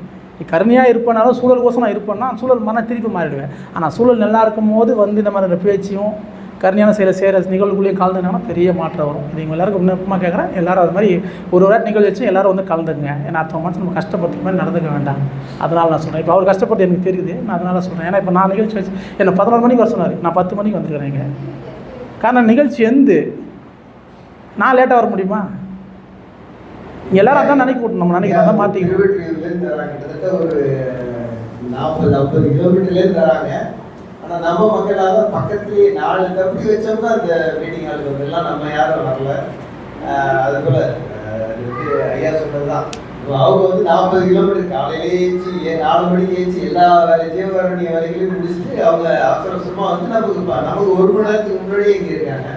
நம்மளால 4 தப்பி ஏற்றி வச்சாலும் இங்கே வந்துட முடியும். அதுவும் நீங்கள் ஞாயிற்றுக்கிழமை தான் அழகாக வந்துருக்கலாம். எப்படியா இருந்தாலும் நம்ம இந்த வீடியோவை எல்லாருக்கும் ஷேர் பண்ண போகிறோம். இது மூலியமாக ஐயாவோட மெசேஜ் எல்லாருக்கும் ரீச் ஆகும் நினைக்கிறேன். அதனால் தொடர்ந்து நம்ம முயற்சி செய்வோம். ஐயா சொன்னாங்க, நம்மளும் அந்த கருணையோடு இருந்து நம்மளும் முயற்சி செய்வோம். உயர்ந்தாழ்வு இல்லாமல் அவர்களுக்கும் இது போய் சேரணும்னு அற்புதஞ்சோதி ஆண்டாளை வேண்டியும், அற்புதஞ்சோதி அற்புதஞ்சோதி கருணை எல்லா உயிர்களும் இன்புற்று வாழ்க. ஐயா நம்ம ஜெயகோபி ஐயா, நின்னக்கரை ஜெயகோபி ஐயாவை ஒரு 2 வார்த்தை சொல்லுங்க. இப்படி வந்துடுறீங்களா?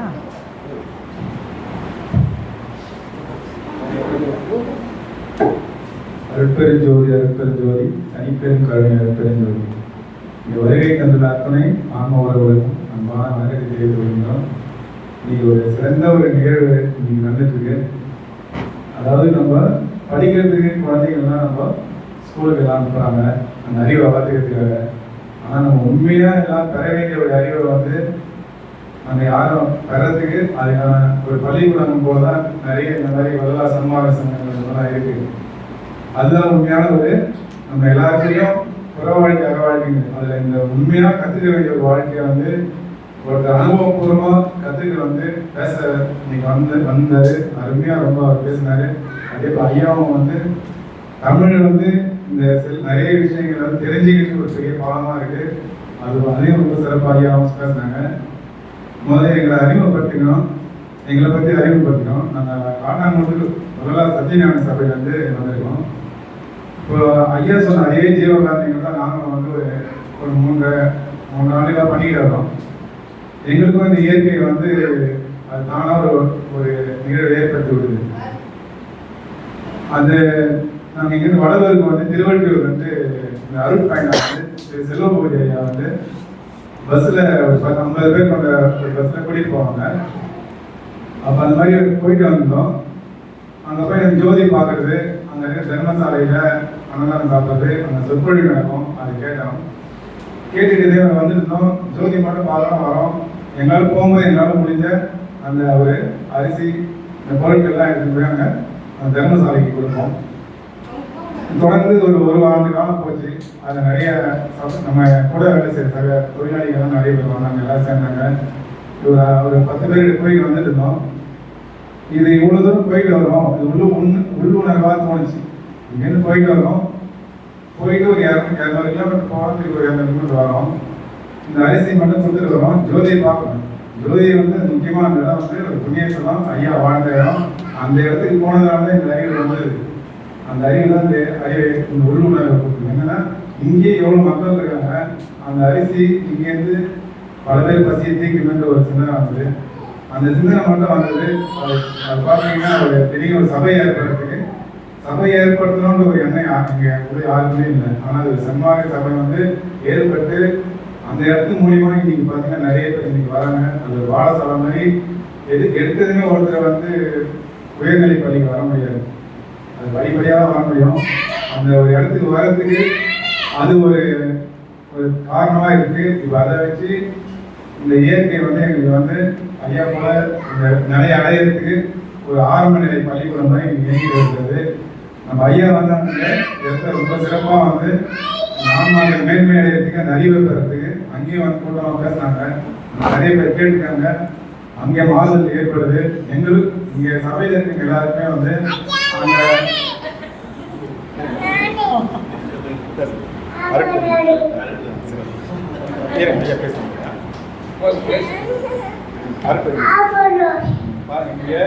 அந்த காட்டாங்குளத்து சபையில இந்த குழந்தைங்க என்ன தெரியுமாங்க, இந்த குழந்தைய வந்து சாட்சியா இருக்கிறாங்க.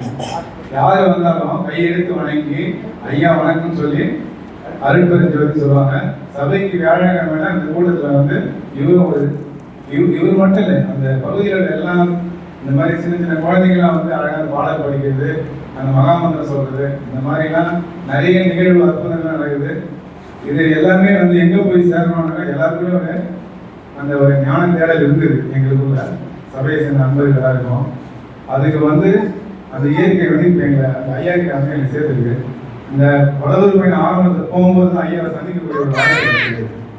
அப்போ அந்த அருள் பயணம் போயிட்டு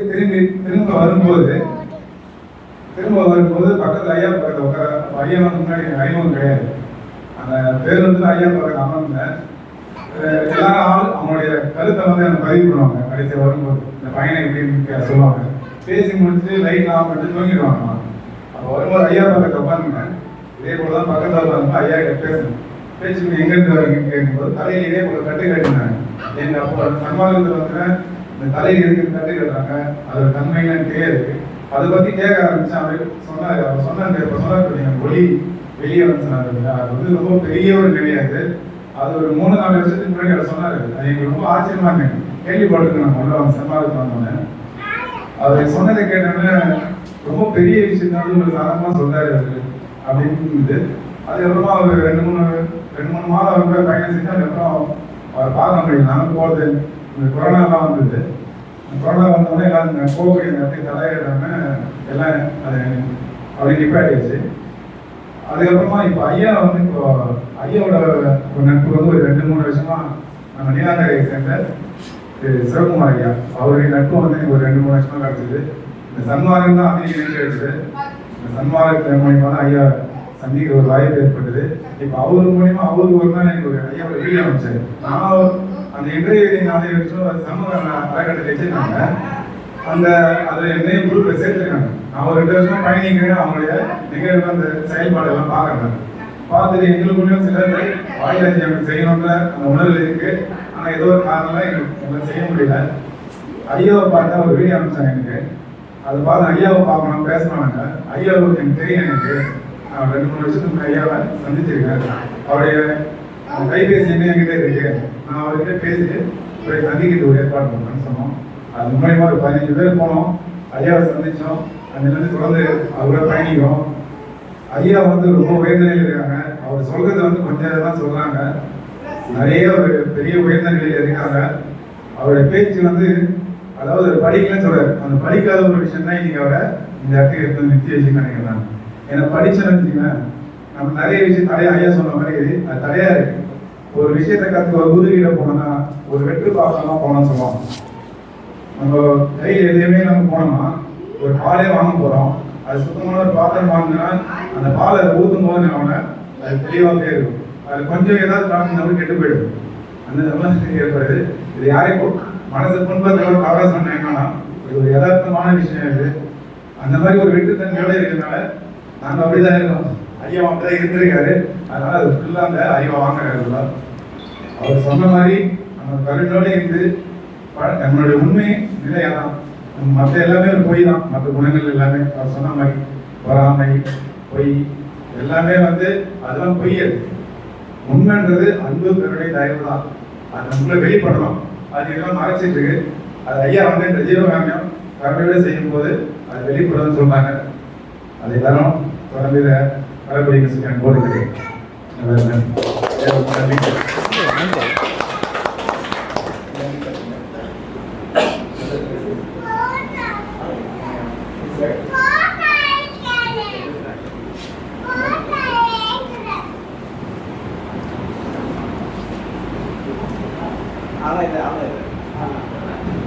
அருட்பெரும் ஜோதி, அருட்பெரும் ஜோதி, தனிப்பெரும் கருணை, அருட்பெரும் ஜோதி.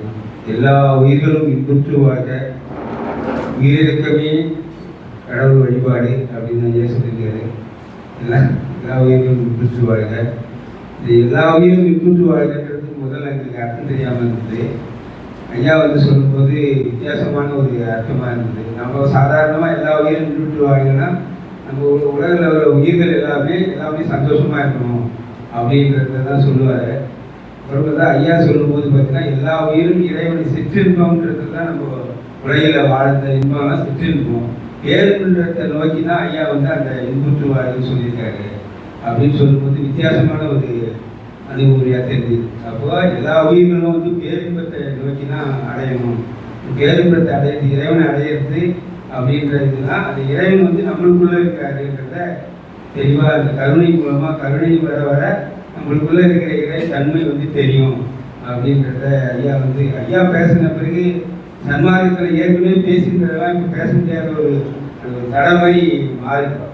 ஏன்னா நம்ம வினைகள்னு பேசிகிட்டு இருக்கோம். இது வினைகள் கொடுக்குற மூலமாக தான் நம்ம உயிர் தியாகம் எடுத்தோன்னு பேசிகிட்டு இருக்கோம். அந்த வினைன்னு நம்ம டபுளாக சொல்லும் போது அந்த வேறுபாடுகள் இருந்துன்ற அப்போது அந்த கருத்தையே நம்ம பேசக்கூடாதுன்ற அந்த ஒரு உணர்வு ஐயா பேசின பிறகு வரல. ஏன்னா நிறைய நம்ம அதேமாரி தான் பேசிகிட்டு இருக்கோம். எல்லாமே ரெண்டாக பேசிகிட்டு இருக்கோம். துன்பம், இன்பம், இரவு, பகல் அந்த மாதிரி பேசிகிட்டு இருக்கோம். ஐயா பேசும்போது கூட சொன்னார், ரெண்டு கைக்குமே வித்தியாசம் பார்க்கக்கூடாதுன்றாரு. இடது வலதுன்ற கை வித்தியாசம் பார்க்கக்கூடாதுன்றாரு. அந்த கை வித்தியாசமே பார்க்கக்கூடாதுன்னா அப்போ நம்ம டோட்டலாக நம்ம எண்ணங்களே முழுமையாக மாற்றிக்கணும். மாற்றினா மட்டும்தான் நம்ம அந்த கருணைக்குள்ளே உள்ளே போக முடியும்ன்றாரு. அதுமாதிரி ஜடப்பொருளில் உயிர் இருக்கு, அதுக்கும் அந்த உணர்வு இருக்குன்றத ஐயா நம்ம சபையில் பேசும்போது ரொம்ப உணர்வாக பேசினாரு. அதுக்கப்புறம் தான் தெரிஞ்சது நான் என்னுடைய அனுபவத்தை சொல்கிறேன். பாத்ரூமில் போயிட்டு பேசிக்கிட்ட உடனே பாத்ரூமில் போயிட்டு நான் இந்த பிளாஸ்டிக் டப்பாவை காலை கழுவிட்டு அடுத்தது வேற ஒரு பாத்திரத்தை எடுத்து வச்சு பண்ணும்போது ஒரு சத்தம் வருது. கருணை பிளாஸ்டிக் டப்பாவிலையும் உயிர் இருக்குது, அதுக்கும் கருணை இருக்குதுன்றாங்க. அந்த அதே மாதிரி நான் குளிச்சுட்டு அந்த பாத்திரத்தை போடும்போது அந்த மொத்தம் போடும்போது டம்னு விழும். அது என்னமோ ஒரு உயிர் சத்தம் போட்டாங்க. உயிர் அடித்தோம்னா என்ன பண்ணுவோம், வலி வலிக்கும்ல, அந்த மாதிரி சத்தம் கேட்குற மாதிரி ஒரு உணர்வு வந்தது. பாத்திரத்தை தள்ளும் போதும் சரி, அது போடும் போதும் டம்னு விழும்போது அது ஒலி வருது. அதுவும் சத்தம் தானே.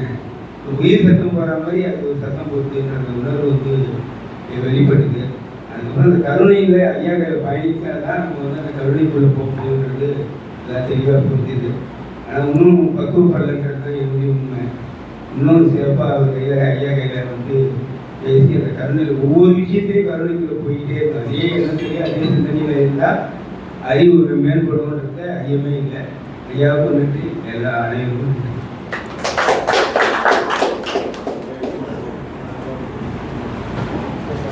எல்லாருக்கும் ஒரு தகவல் ஒன்று பாருங்க. ஐயா பேசியிருக்காங்க, இது எல்லாரும் போய் சேரணுன்றதான் அவருடைய பெரிய இது. எங்க எல்லாருடைய கருத்து தான். ஏன்னா இப்போ நிறைய மாற்றங்கள் ஏற்படுது நமக்குள்ள. இப்போ சொல்ற அந்த நிறைய பேர் தான் பெரிய மாற்றம் உண்டாகும். எல்லாருக்குள்ள இந்த ஏற்றத்தாழ்வு இருக்காது.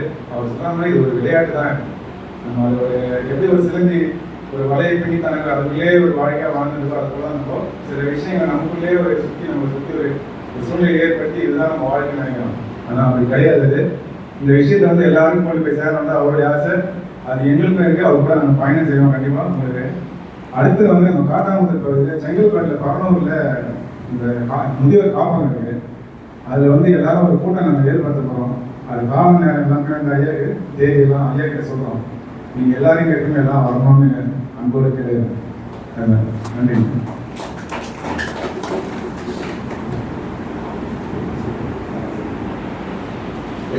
ரொம்ப ரொம்ப நன்றி எல்லாருக்கும், கலந்துட்ட எல்லாருக்கும் மற்றும் ஒரு முறை நீலகிரி சன்மார்க்க சமூகம் சார்பாகவும் எல்லாரோட சார்பாகவும் இங்கே வந்திருக்கிற எல்லாரோட சார்பாகவும் முக்கியமாக ஐயாவோட சார்பாகவும் நன்றிகளை தெரிவிக்கிறேன். இப்போ நம்ம இதுக்கப்புறம் நம்ம அந்த லஞ்ச் இருக்குது, எல்லாரும் வெளியில் சாப்பிடுவோம்.